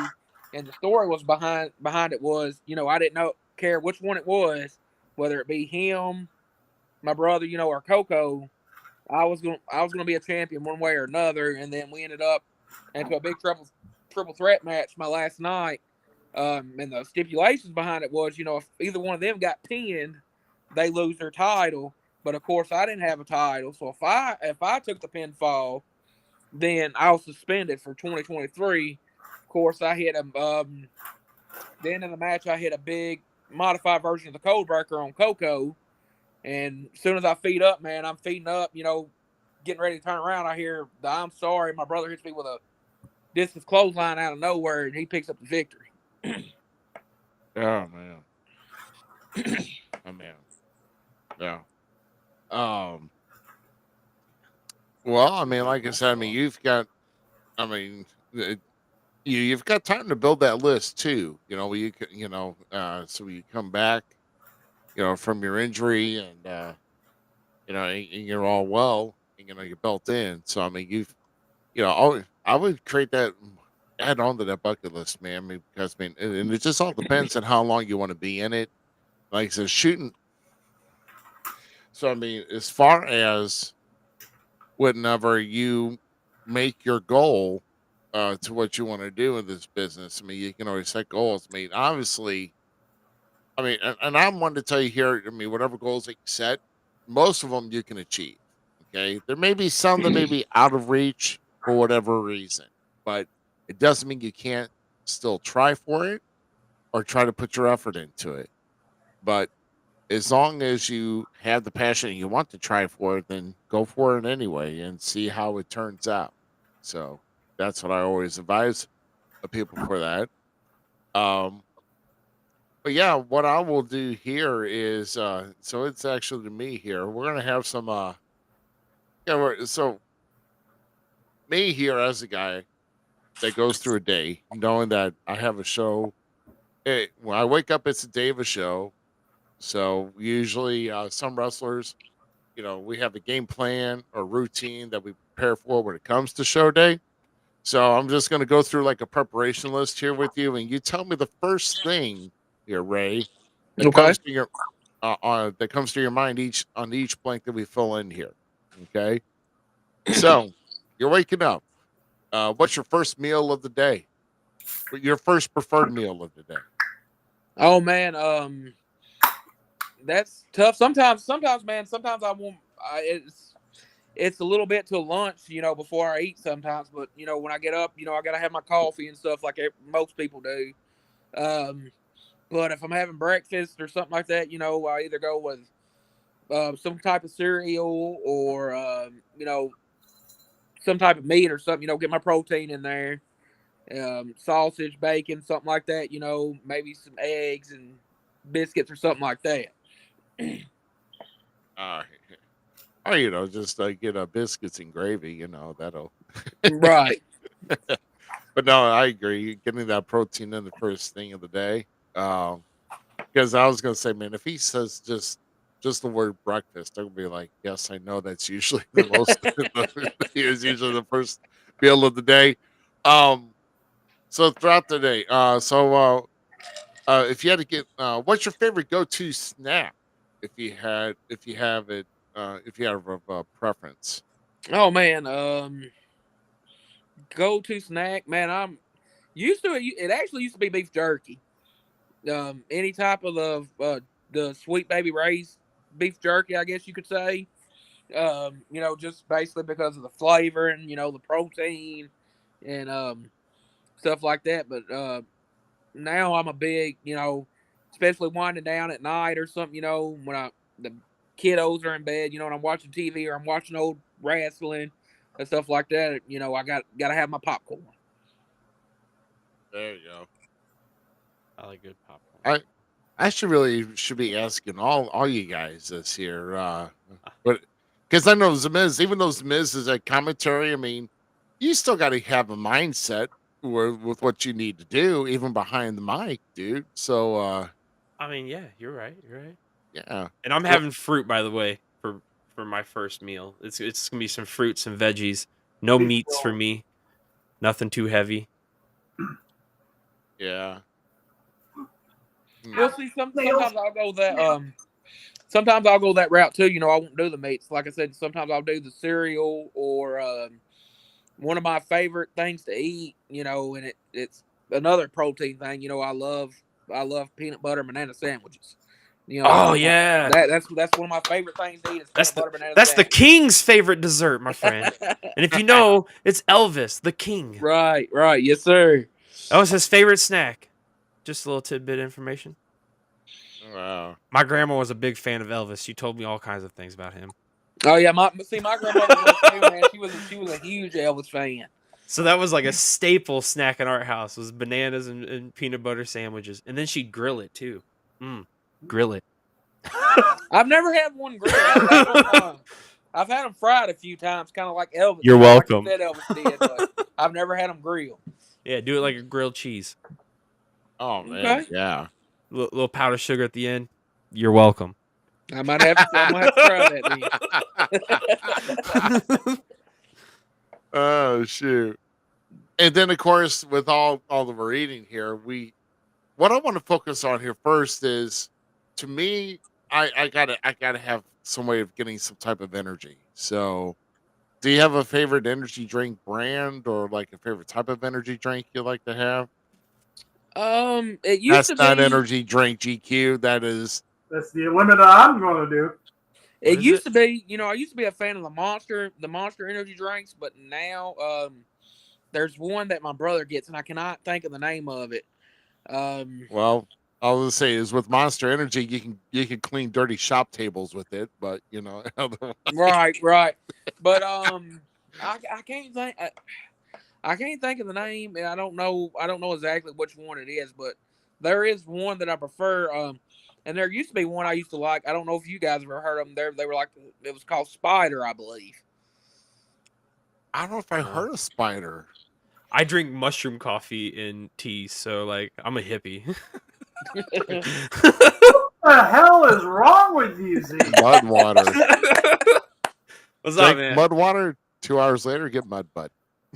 Bro, dude, no, you guys are so the one downfall to mud water is, and I'm a big fan of it. Been drinking. I cut myself out of coffee altogether. I've not had a cup of coffee now for maybe about 3 months. I mean, I'll get one every once in a while because my wife gets me one, and I'll have one. But mud water, dude. Since I've been on it, my brain function, I'm not as hazy. I'm not as tired when I wake up. Like straight good stuff. So I'm all about the herbal life. Oh man. So Spider's yours. I the one I've been doing a lot recently has been Ghost Energy. I don't know. I don't know if you heard. That might have been the one my brother does. It's something along that line, I believe. Yeah, there's a good list of ones that do their and let's see, and then we know the GQ's energy is Diet Coke, but I thought you know Okay, I'll be fair. Mountain Dew or Diet Mountain Dew. yeah. Basically, what GQ and myself do, and So just sugar. it's going to eat at our livers. So I mean, it's God. I might as well just have a beer for screw it, Best energy drink ever. Four Loco. No. Oh, Now we're talking about all types of drinks here. What's your favorite overall beverage? oh man. Favorite overall beverage, of course. Being from the South and being a country boy, man, it's my sweet tea. Gotta have my sweet tea. So just sugar and a little bit of moisture. Gotta have my sweet tea, man. 2 cups of sugar, 1 cup of water. Right. He drinks toilet water. Go with his mud water. Oh Dude, my gosh. That's one of the, back to that McDonald's meme. That's one of the things like for McDonald's that like always messed with me, man. It's like 5 pounds of sugar in that. Bro, what?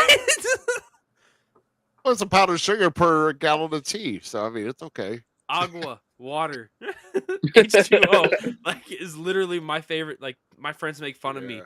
I am a water fanatic, man, dude. I will be drinking water all day, every day. You can't get me to stop. Maybe I'll throw a good lemonade in there, but no, like just a little bit of sugar, not a lot. Like just want to sweeten it. I still like that sour tartness of my lemonade. And I'm not going to answer. Next question. Diet Dr. Pepper or whatever you're drinking. Not Diet Coke when it the one that eats at your insides. But but you Monster's clean- not good either. You can clean chrome with that stuff. Yeah, I know, I, right? Shop tables, yeah. Yeah, when I found actually, going on the line what y'all talking about on the monsters and stuff, it's been a while since I've had monster. Once I've actually heard and seen what's inside of it, that and I never cared for Rockstar. That was another one I didn't touch. Oh right, Rockstar. I didn't touch any of that. Red Bull still gives you wings. I miss Surge. Surge, you can get it still. It's just not the same one. It doesn't have the cane sugar. Red Bull gives you wings, and Speaking of that, Red Bull, that reminds me. I can't remember exactly what movie it is, but he gives the guy. Y'all probably know what I'm talking about. He gives the guy the Red Bull, and he's like, "It tastes like a laser." Nope. No. Tastes like a laser. Yeah, he's like, it tastes like a laser. He might take a shot of ecstasy or something before he yeah. But it was on some movie. I can't remember the movie. Boogie Nights. Oh man. So Kicking it at old school.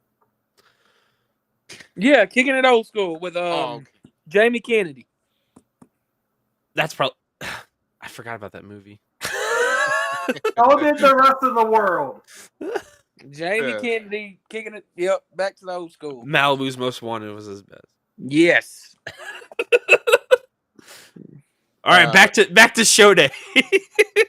You're right.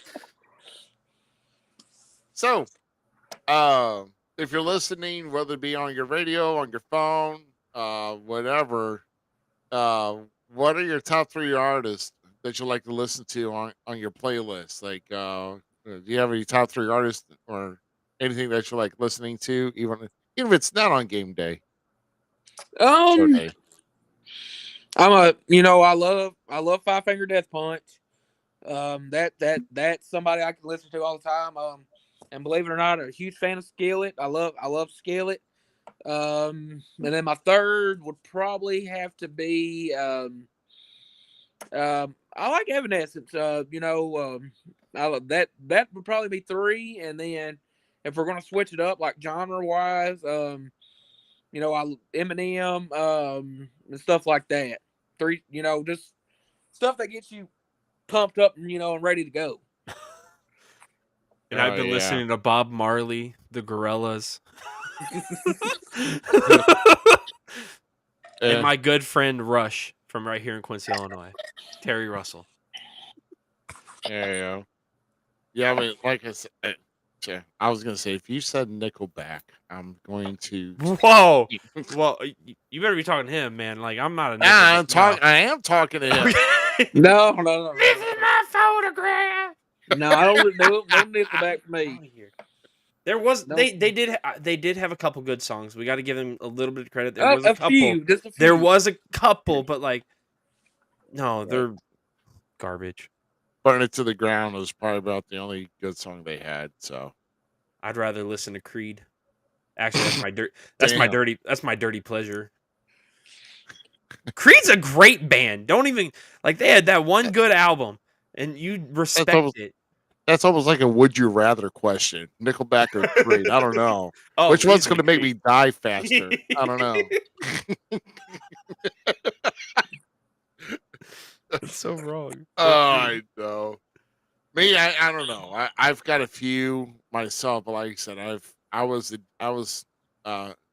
started out being a DJ before I got in wrestling, and I've been all about music all my life. So I mean, I've grown up with entire genres, but I mean, I know Billy Joel is one of my favorite artists I go to.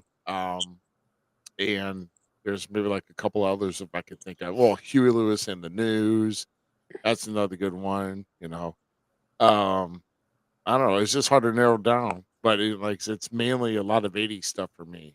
So, but that's what I grew up on, and I like country. I just didn't grow up on much country on that. So, and then GQ, your turn. Jim Johnston, no CFO. Just listen. It took me a minute. I'm like, wait a minute, what? Like, you just listen to entrance music? Ain't nothing wrong with that, really. John Cena and the Trademark, and dude. Speaking of that, Jimmy Uso's entrance music hits hard, bro. It does, yeah, it does. Jimmy's is like, I like both Jay and Jimmy's like separate, but Jimmy's hits hard, and I'm digging it. I'm digging it. So GQ, what is the answer? What is your like go-to music? Come on. Bad Wolves. What? Bad Wolves? Okay. That's one. Can you guess which song out of them though? Zombie. Everybody's favorite song that watches this show. You all know that. Cherry does it better. I'm done. I just listened on that and repeat the whole time. All right. So going through all that, we're at the show. The show's going on. What are you doing 15 minutes before you go out of the curtain for your match? Basically, I start, I kind of get a game plan on there, who I'm working with, whether it be a veteran or greenhorn, especially with a greenhorn, like you said, and like most of others said, they might be like, hey man, what do you want to do? What do you want to do? And I'm like, I'm one of them ones. I prefer to call everything in the ring. I've always, I love to walk and talk, because to me, you may call 1,000 things in the back and get out there and none of that happened. Mm-hmm. So I kind of game plan the match in my head.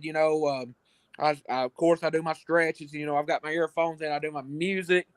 And then as it's winding down, as it's getting time to go out, I do my prayer. I do a prayer before I go out, and then it's like it's like camera action. Yeah, I like that. Me, I prefer to stretch some, and I just tend to try to do some breathing exercises, and then just kind of wait till music hits. I'm standing standing near the gorilla, waiting to go out. You know, I don't know. It just sometimes it's like I get the butterflies, thinking I hope I can just get through it.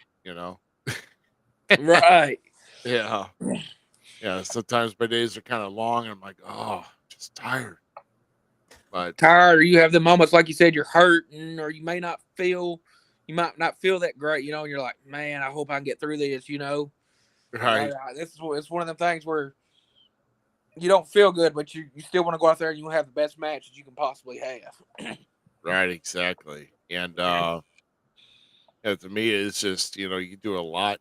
I mean, my days tend to be busy quite a bit, so it's like that's why it's like I'm always focused on energy. Sometimes I think I have too much caffeine, and I have too much caffeine where it doesn't take effect. So it's like my body's overloaded and it doesn't know what it wants to do. So, but that's my fault. Um, I think we all can answer this one here, but of course I'll ask you, Ray. Okay. Show's over. You're all done. Got your envelope. You got your gear.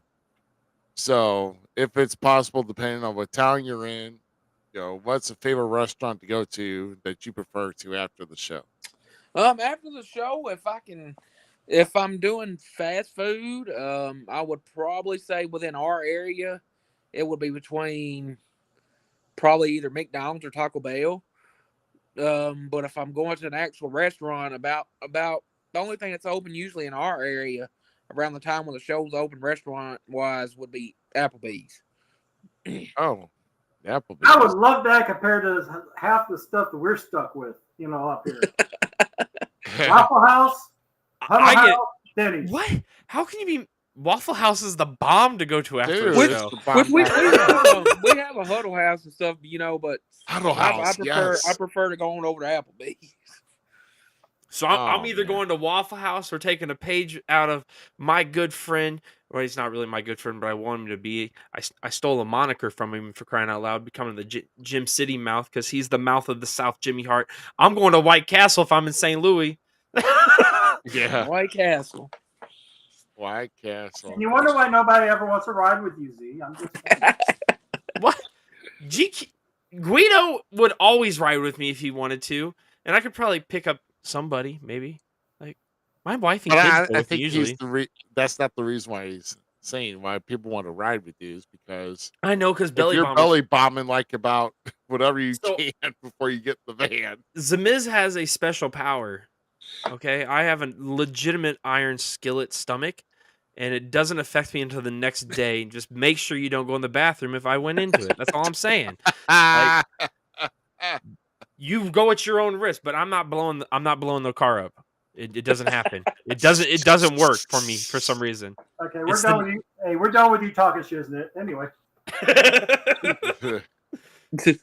Yeah, well, yeah, I try to take it easy. Like I said, when I just cannot work on a heavy stomach. I don't know what to eat, and that's why I just try to do light protein and all that throughout the day. But but usually it's like a lot of the times I'm always going towards breakfast food, and I'm always either hitting a Denny's or like I said, Waffle House, Huddle House. I haven't been to in quite a while, and I know there's one probably maybe about 40 minutes away from me, but it's like Do I really want to travel 40 minutes to go to a I freaking don't even- Huddle House? I don't even know Right, what Huddle right. House is.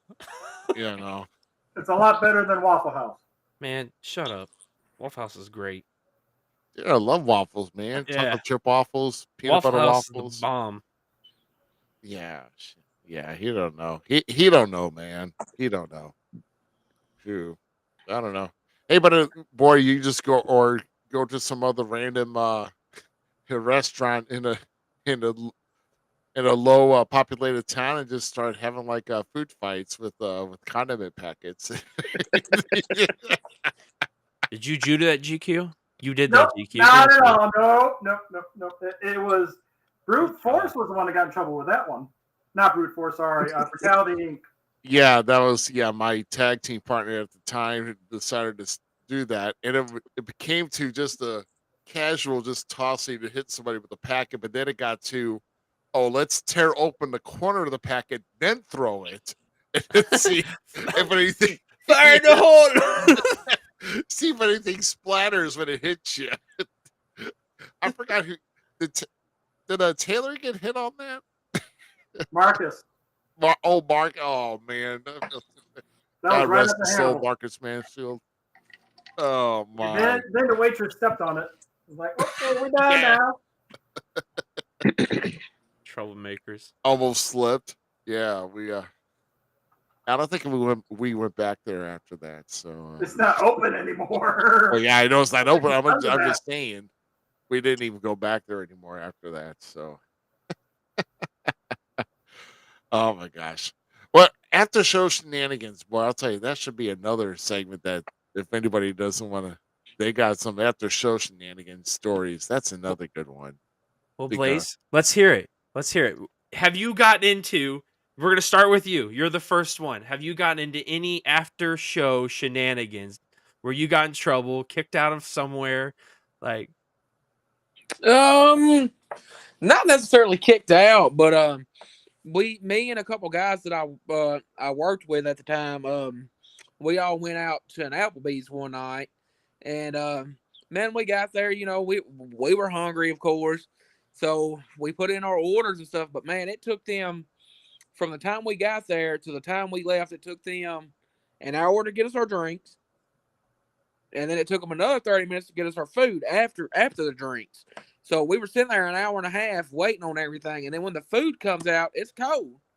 So man, the guy I was with, man, he takes a bite out of his food, man, and he's like, excuse my language, he's like, this shit is cold, man. He said, try yours. So I take a bite out of mine, it's cold. So he just does his plate like this, throws it in the floor. And I'm like, dude, you're gonna get us kicked out here. He said, it don't matter, I ain't paying for it.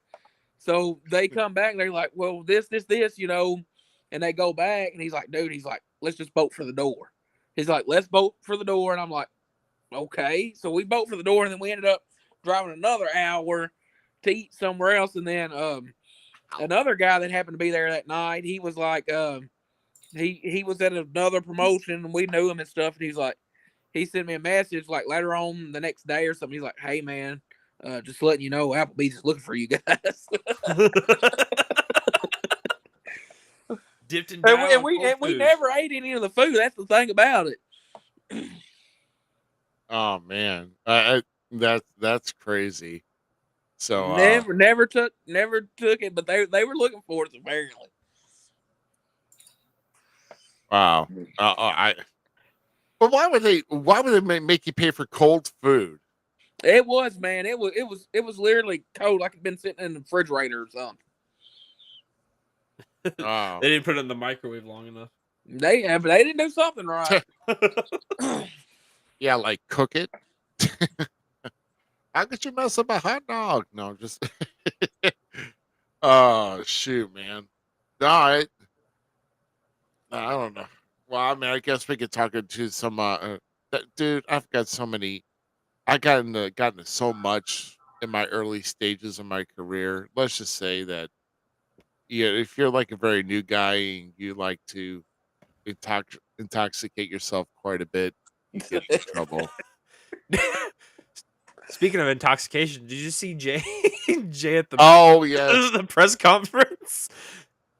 Go back if you have not watched it, Blaze. Go back and watch Fastlane's press conference on Peacock.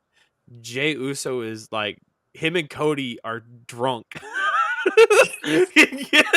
Giving this press conference. Like Cody's trying to stay like all proper for him, and Jay's just like, I feel it. Yeet.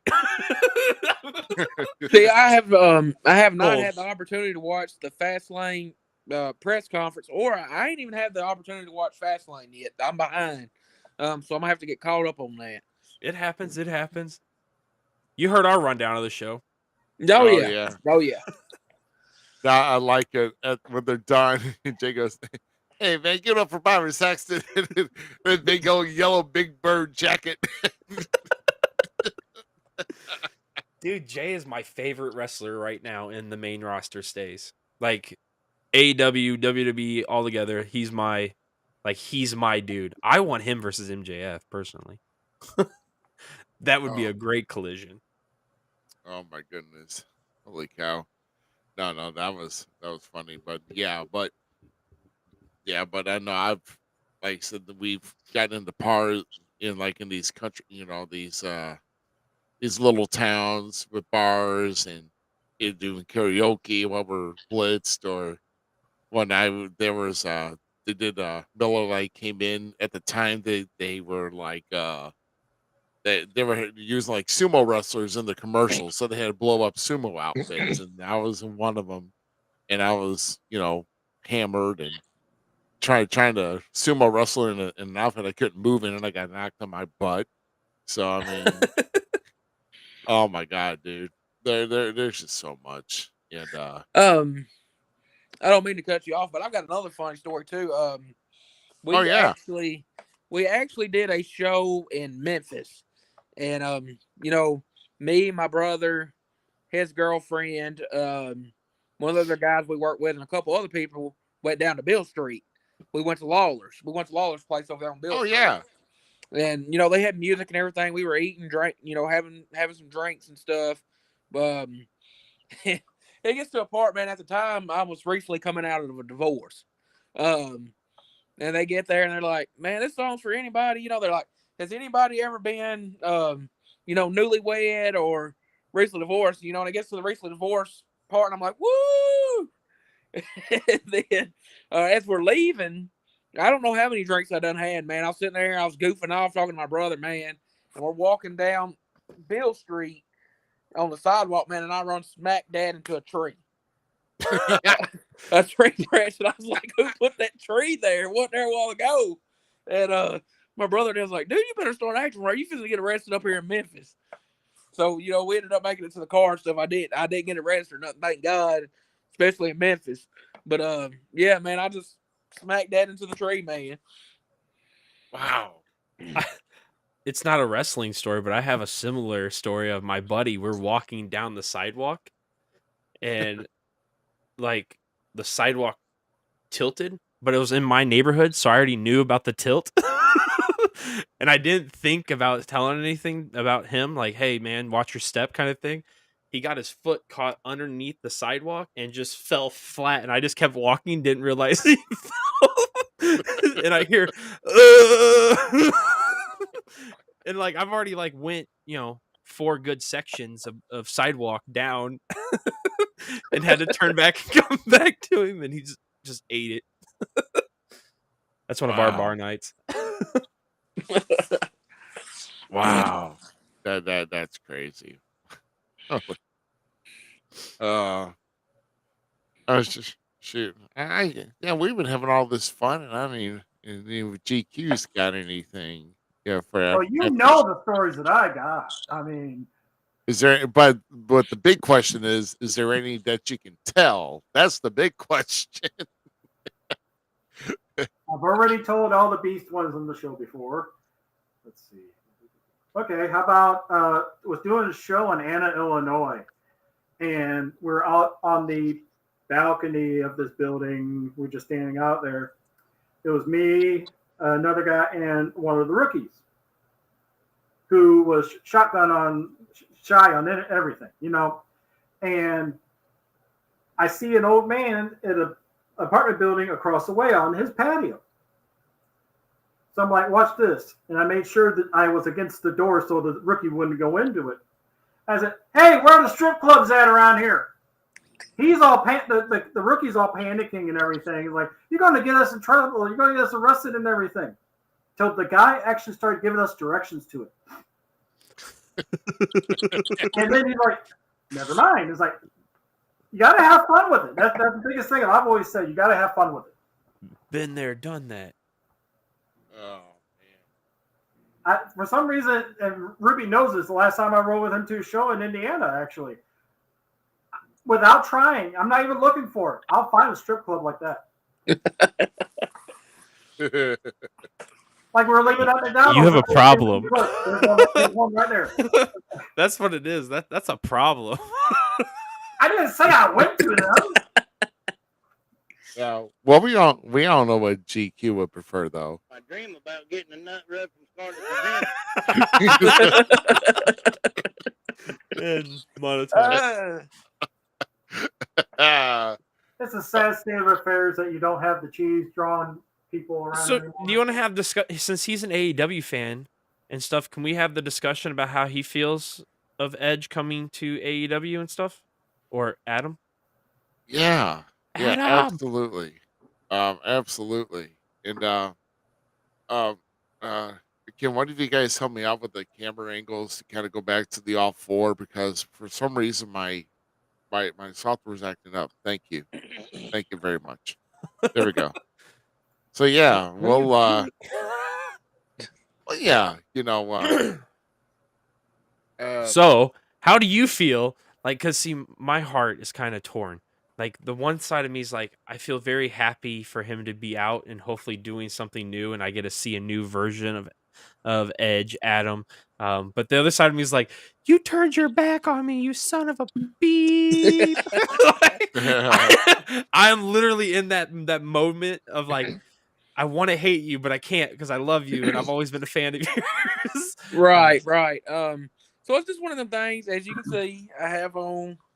I don't know if you can see it or not. I see it. The Edge shirt. I've always been a huge fan of Edge's. Love his work. It's one of them things. I feel like now that he's gone from WWE, and he's went to AEW, he can pretty much, when his time is done, he can go out the way he wants to go out. He can go out. He can have that fun with Christian and make the memories again and have that last big run, before it's time to hang up his boots. I think he's got more free reigns there, of his character, and I'm excited to see where it goes, actually. Yeah, I'm pretty pumped, and Christian's one of my favorite bad guys right now. Well, he's been one of my favorite bad guys for years.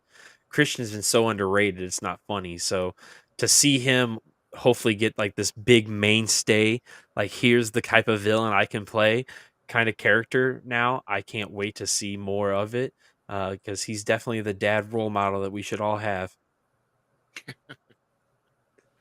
Oh yeah, oh yeah, especially the role model of embracing Adam in the middle of the ring at the end of Dynamite last week, and then telling him to go F himself over the entire mic. That stuff was great. Like it, and then all the memes that came with it were even better.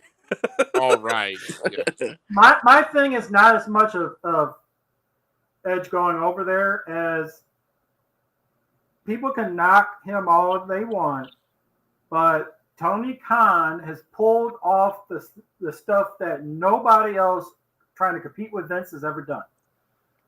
Grab some of the copyrights, like the Rated R Superstar. Grab some of the same music that they've used and are known by. I mean, you can't knock that because he did it with Jeff Hardy. He did it with Edge. I mean, you got to give a lot of credit for that. I mean.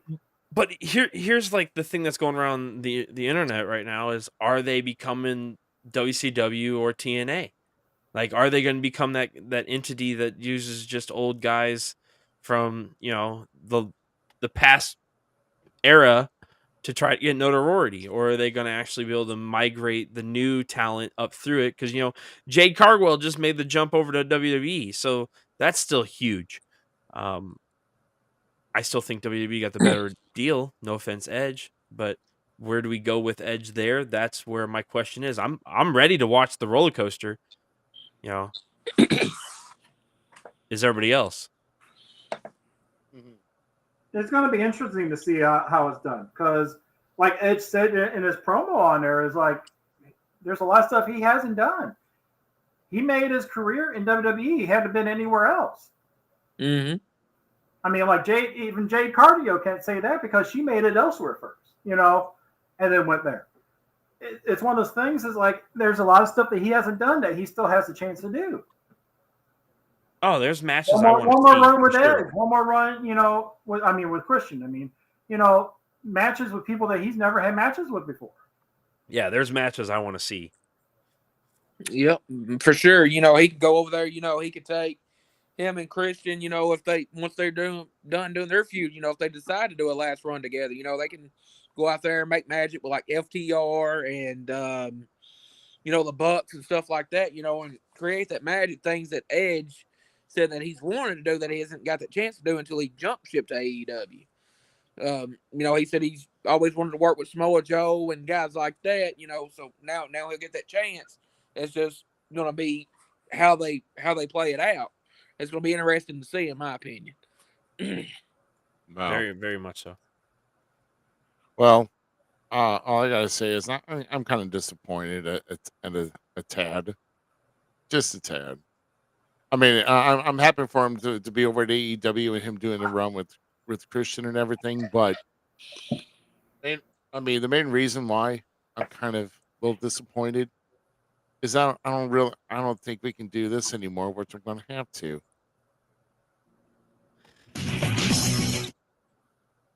Well, oh no! See, I can't do it anymore. Messed it up again. It broke. He broke the Edge of Allegiance. No. Adam! That's a joke on Roderick, who's killing it right now. Shout out Roderick Strong, neck strong. Stuff's gold, man. Yeah, well, poor Edge. Never can do it. See, the kids are singing. We can still do Edge Allegiance. Oh well, that's what I get. That's still my Edge right there. Like that. Now I need to change the. I don't know. We can't say the Edge of Allegiance anymore now. Who's one person outside of WWE that you wanted to see Edge always have a match with? Because I'm trying to think singles match, tag team match. Definitely him and Christian versus FTR. So that's a match that has to happen at some point, hopefully. But man, who does Edge fight outside of WWE singles? Is it's really hard for me to think of or fathom him wrestling someone. That match really doesn't. It doesn't Does it have to be face or heel? I don't care because this match with Luchasaurus coming up on Friday. Okay, on Wednesday. NXT wins. Oh yeah, Tuesday NXT wins. I'm sorry, yeah, that's true. Yeah, Tuesday. I'm sorry, yeah, NXT wins, but Tuesday is Dynamite. But I'm sorry, Edge and Adam and Luchasaurus is not going to tip the scales in the ratings. No, sir. Sir. I just don't know where you go with Edge there. That's the issue. I don't know. I mean, it's a really tough call. It's a really tough call because you see a lot of these factions out here, and it's like, who do you break away? Do you Malachi Black maybe? And Edge. I mean, what if he? You remember how there was the jokes online that Judgment Day was just a lame version of House of Black and vice versa, right? Edge started Judgment Day. What if he joins House of Black? Joins the House of Black. I don't know, man. I'm excited to see it because like this is for the first time like in Edge's. WWE feels predicted sometimes, but then it's fun to like sidearm book and whatnot. This is one of those times where like I don't even know as a sidearm booker where I'm booking from because I just don't know where you go with Edge. Like I don't see the vision yet, and I can't wait to see what Tony Khan, Edge, Christian, anyone they come in contact with because they're all helping tell the story. Where they go with it. I'm excited just to see that. So, to the future. Talking about possible matches and stuff, over there at AEW or outside of WWE or whatever, man, I honestly would like to see. I would like to see Edge, Christian, and Gangrel reform the Brood, even if it's just for a night. And dude, a trios match would be. Oh, dude, a trios feud would be sick. Yeah, I mean, I'm in. It would be. Have Edge and Christian join in front of this is gonna hurt your heart here in a minute. The Acclaim. Oh God! No. doing a kazoo off with them. No, bring back the kazoo. Bring back the kazoo. Oh my God! Oh my God! No, I don't think I can watch that. Ruby's happy that his favorite wrestler's about to come back. Oh, Mr. Danhausen. Oh Lord! What was he out with injury or? Yeah, he broke his ankle or something. Oh jeez. I figured.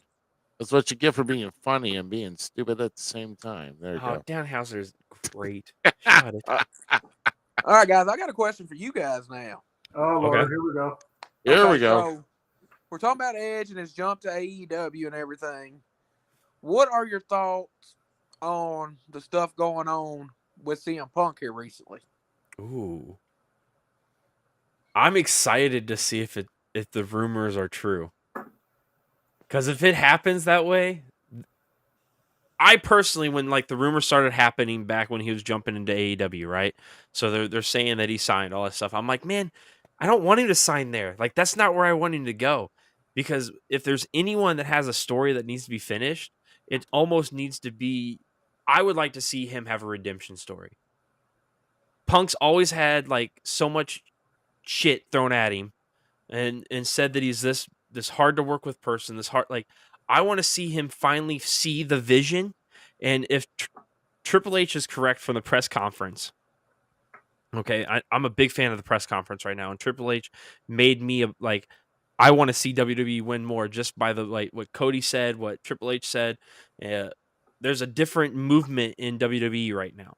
There's a very different move. Everybody's seeing the end of the line. They're seeing the finish line. They're seeing and they're all working together in a pattern. And that's what he said in the press conference.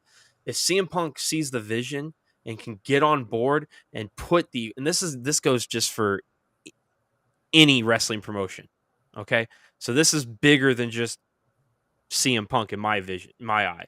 If we, the people, individuals that are in independent, wanting to make it to WWE, AEW, etc., get rid of our egos or push our egos to the side and start actually working together as a team, we could all have a good time at this business. And if Punk would just redeem himself and come back to the fold and actually do business with Triple H and them and WWE, I think would destroy anything AEW is currently trying to do. Because it just that's huge. There's a huge story there. Huge story. Man, can I see it possibly happening? Of course, I can definitely. Money talks, man. Anything can happen with CM Punk. I mean, he was supposedly let go at AEW, then he came back. So, like I said, anything can happen. When it comes to when it comes to CM Punk, because there's going to be you do keep this in mind, where anything can happen before the end of the year, anything can happen before the end of the year. This is a hypothetical poster, by the way, but and I truly that is freaking awesome. Yeah. Dude, I I'm like telling you, how there's so much story there because, like Paul said, we're in the bot earlier, press conference. Going back to that press conference, we're in the bottom of the third, right? We're going right. into the fourth now. Cody said we've passed over. We're in the fourth. They're talking about how Cody and Jay started in WWE around the same time. They've been there. They've gone apart. But there's still this consistency to them, and they're crossing paths, being the tag team champions right now. While they finish their stories, Jay's going to be a main eventer one day. I have no doubt in my mind that man's going to be holding the world heavyweight title one day. I'm starting to think Jimmy's going to do the same thing. But I'm telling you, if CM Punk came back and fixed everything, it would be. Think about how, like, when WWF at the time was in the golden era of wrestling, right? Macho Man left supposedly on sour grapes. Hogan left on sour grapes. What if we could be seeing the true, like, the coming back of each one of these new? I don't know, man. I see similarities in people. Like, if everything could come back to power and be, man, WWE would be flying because, like, CM Punk needs to be there. He's a WWE superstar. I never saw him as an AEW wrestler. He felt out of place. It felt wrong. Yeah. That's just my opinion. I mean, it definitely. I mean, just the way it went on. I think, and even when Punk came back to be, what was that, FS1 backstage or whatever that was a joke. I mean, that Yeah. show was a joke. Punk needed to be in more of a spotlight than that, but maybe it was Vince at that time. It And could have who been them knows? testing the waters with his attitude. Yeah, Like, we don't know, but I think Punk and WWE makes sense. I think there's stories that need to be told. Like, this poster gives me chills. Like, that would be a crazy thing to think about. right. I mean, exactly. I mean, Survivor Series is coming to Chicago this year, so why why wouldn't you do it? I mean, why wouldn't you pull the I trigger? mean, yeah, that would be huge right there. Even if you don't go the route with, like, on the poster of Punk and Roman, yeah, I would love to see, and I've seen it, rumors on it and stuff. I would love to see Punk and Rollins. I'd like to see that, but what if he walked in with the AEW World Heavyweight title? Because yeah, because they could take some major shots. Like, did it before. they could take major shots if they wanted to, and I don't know because he technically, according to him, which he never did, he technically never lost the AEW World Title.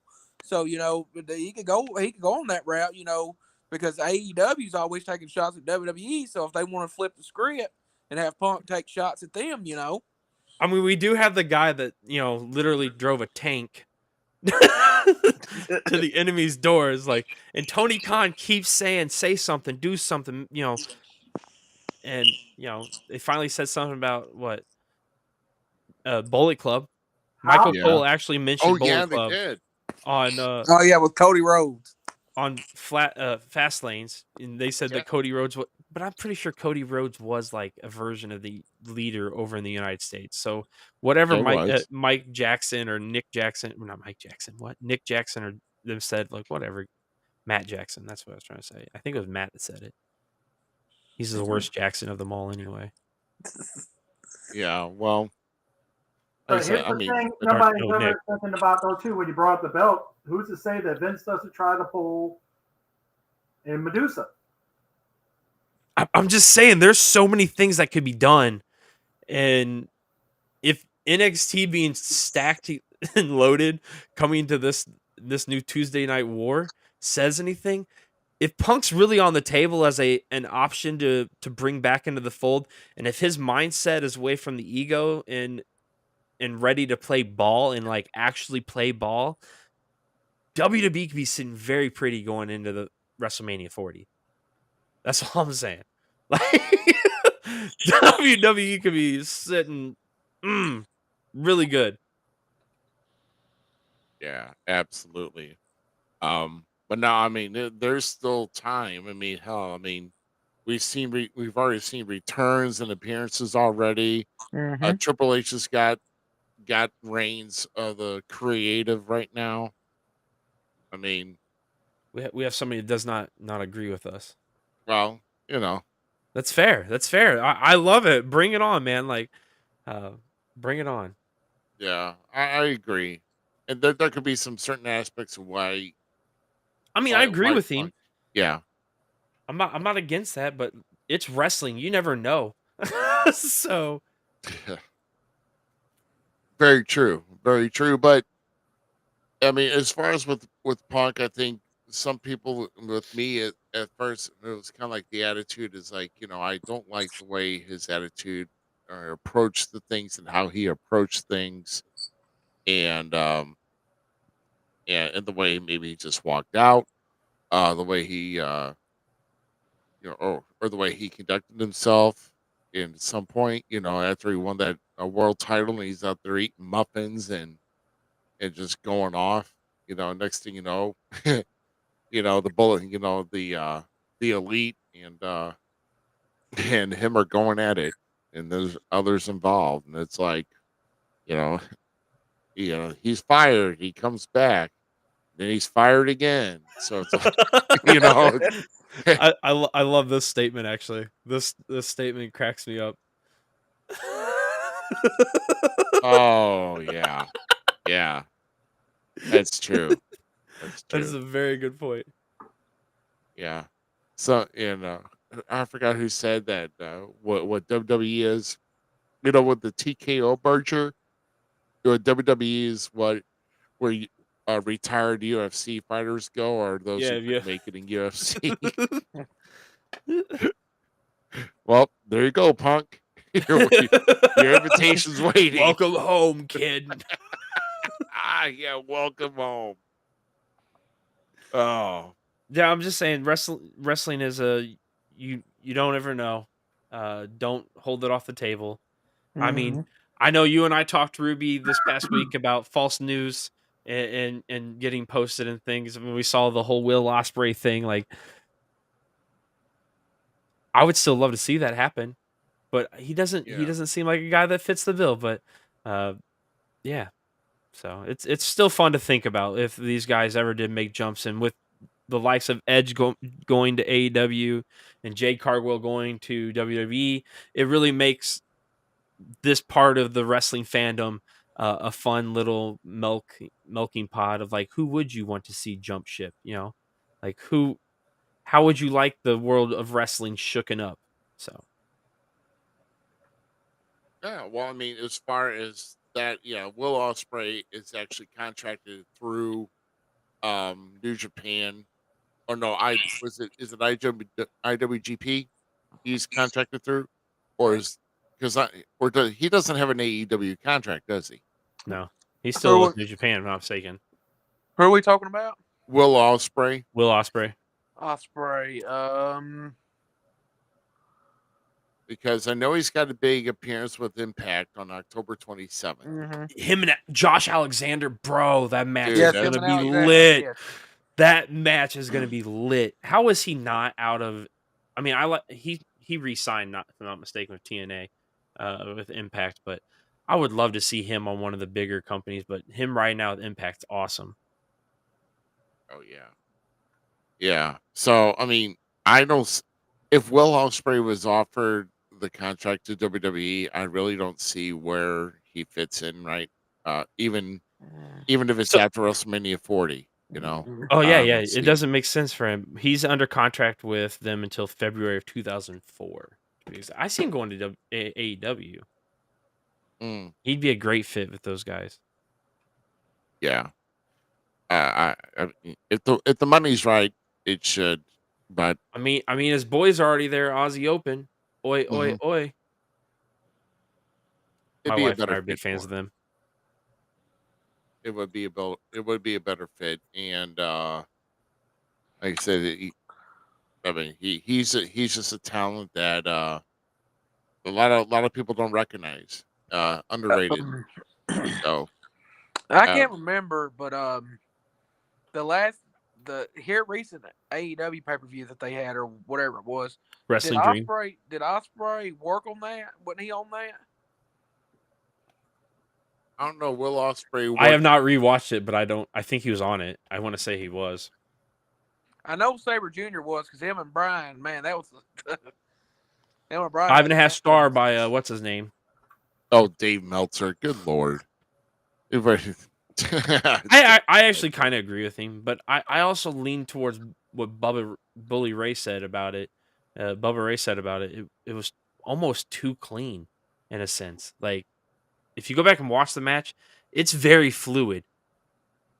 I don't know how, like, it just didn't feel, I don't know. It was missing something for me. Yeah. Now I'm gonna, like you said, I mean, someone tweeted out though, basically what we're bringing up is Will Ospreay. There is a picture going around from his Twitter account, supposedly that heading to WWE or something of that nature. I had the picture and lost it, but I basically scrolled through his Twitter account and it's not there. So, and we see people making fake Twitter tweets and everything else. So I think that was a fake tweet, of a picture of a fake tweet. So it's not happening. He's not going to WWE. In fact, I don't think he really blends in well with WWE. But we'll just have to see how things happen down the road because maybe things may change. So you never know. But right now, don't see it. Don't see it at all. So, oh my goodness. So I think, man, I'll tell you that's all that we had here. But we covered through a lot tonight. Had a lot to talk about. Yes, sir. Yes, sir. With Blaze Ray as our featured guest, and you got anything a big? Well, I mean, even if it's just appearances in with some of your promotions here, do you have anything on the horizon, even while you're still recovering from your surgery? Like I said, I just recently, this past Saturday took over as the host and MC of Pro Wrestling Mid-South, so I will be there this upcoming Saturday. I'll be there. It'll be in Dyersburg, Tennessee at the Herb Welch Wrestleplex. Bell time is 7:30. We are actually, this Saturday will be 1 week away from our 9-year anniversary show, which is Glory Lasts Forever 9. We've got some big matches coming up from there, so I'll be there. And let's see, outside of that, if anybody has got any questions they couldn't think of tonight, I will be on the Huge Pop Wrestling podcast this Thursday. Okay. Excellent. Right on. And so we got some things that come in here. So next week we should be able to have a guest here for you. Just tune into our Falls Count Everywhere page. But for this upcoming week, I'm letting the other two guys kind of guide the ship where we're going to go, because I do not plan on being on camera next week, so I may not even be here at all. But hopefully, then I'll get into the reasons for that if that happens here. But I'm pretty sure that I'm going to be taking up with wrestling, even with Saturday and Sunday next week. So I may not even be here. So that's why I'm allowing these two with GQ and the Gem City Mile to guide the ship. So any big plans? The only question on that though is where are we going and why are we in this handbasket? Anyway. Good Lord. You and your paper hat. See, Zmiz, any big plans for you this week, my friend? Well, this Saturday, the 14th, I'll be in Granite City for Illinois Elite Wrestling, where Knight will take on that Dirty War, and Larry Wolf, unfortunately, will be there. Hey, War is king. Okay, come on. Whatever. You suck up. Kiss butt. I don't work there. How am I sucking up? I don't know. You figure it out, Mr. I like bad wolves. Because I knew you don't. I mean, that's Justin Poole takes on Kato in a tables match. It's going to be a great one. Kato's going to break Justin Poole. We'll see what else happens and comes about. So that's where I'll be, and doing what I do through the week is what I do with the kids that I work with. So, yep. And I'll be at the Beauclair Fairgrounds on Saturday for SICW, and then of course an undisclosed location here, possibly here for the next night on Sunday, and I'll let people in on that. And we'll see what time allows. Maybe I'll even drop in to see how things are going. But we'll see how the night progresses. But I want to thank Blaze Ray for joining us here tonight. It was great chatting with you, sir. And yes, sir. Thank you guys for having me. Thanks for coming, man. Definitely wish you a speedy, well recovery of your back and his ankles. I message the man even corrected you twice. Oh my Lord. Why am I saying bad? His ankles. It's his right ankle. Right ankle, yes, sir. Right ankle. Okay. Oh, Ruby, we love you. No, I hold my chest. I hold my chest and I shout my liver. So I can't get it right. So my apologies. But best of luck in your recovery to your ankles. So, my gosh. Oh, I think it's time to bring the ship home before the buoy sinks. So. We thank everybody for joining us here tonight here on the Falls Count Everywhere podcast. This has been episode number 120. And stay tuned to our Facebook page throughout the week to let you know what's going to happen here for next Sunday night at 9 p.m. Central. And with all of our channels that we air on again, we thank you again for watching tonight. And have a good week. We'll see you next Sunday night. See you, everybody. We thank everybody for tuning in to tonight's episode of the Falls Count Everywhere podcast. Don't forget our friends at the following: Keeping It Cool with Tyler Cooley, the Searcher and Hide podcast, and We Talk Wrestling. The Falls Count Everywhere podcast is an LTX Enterprises production.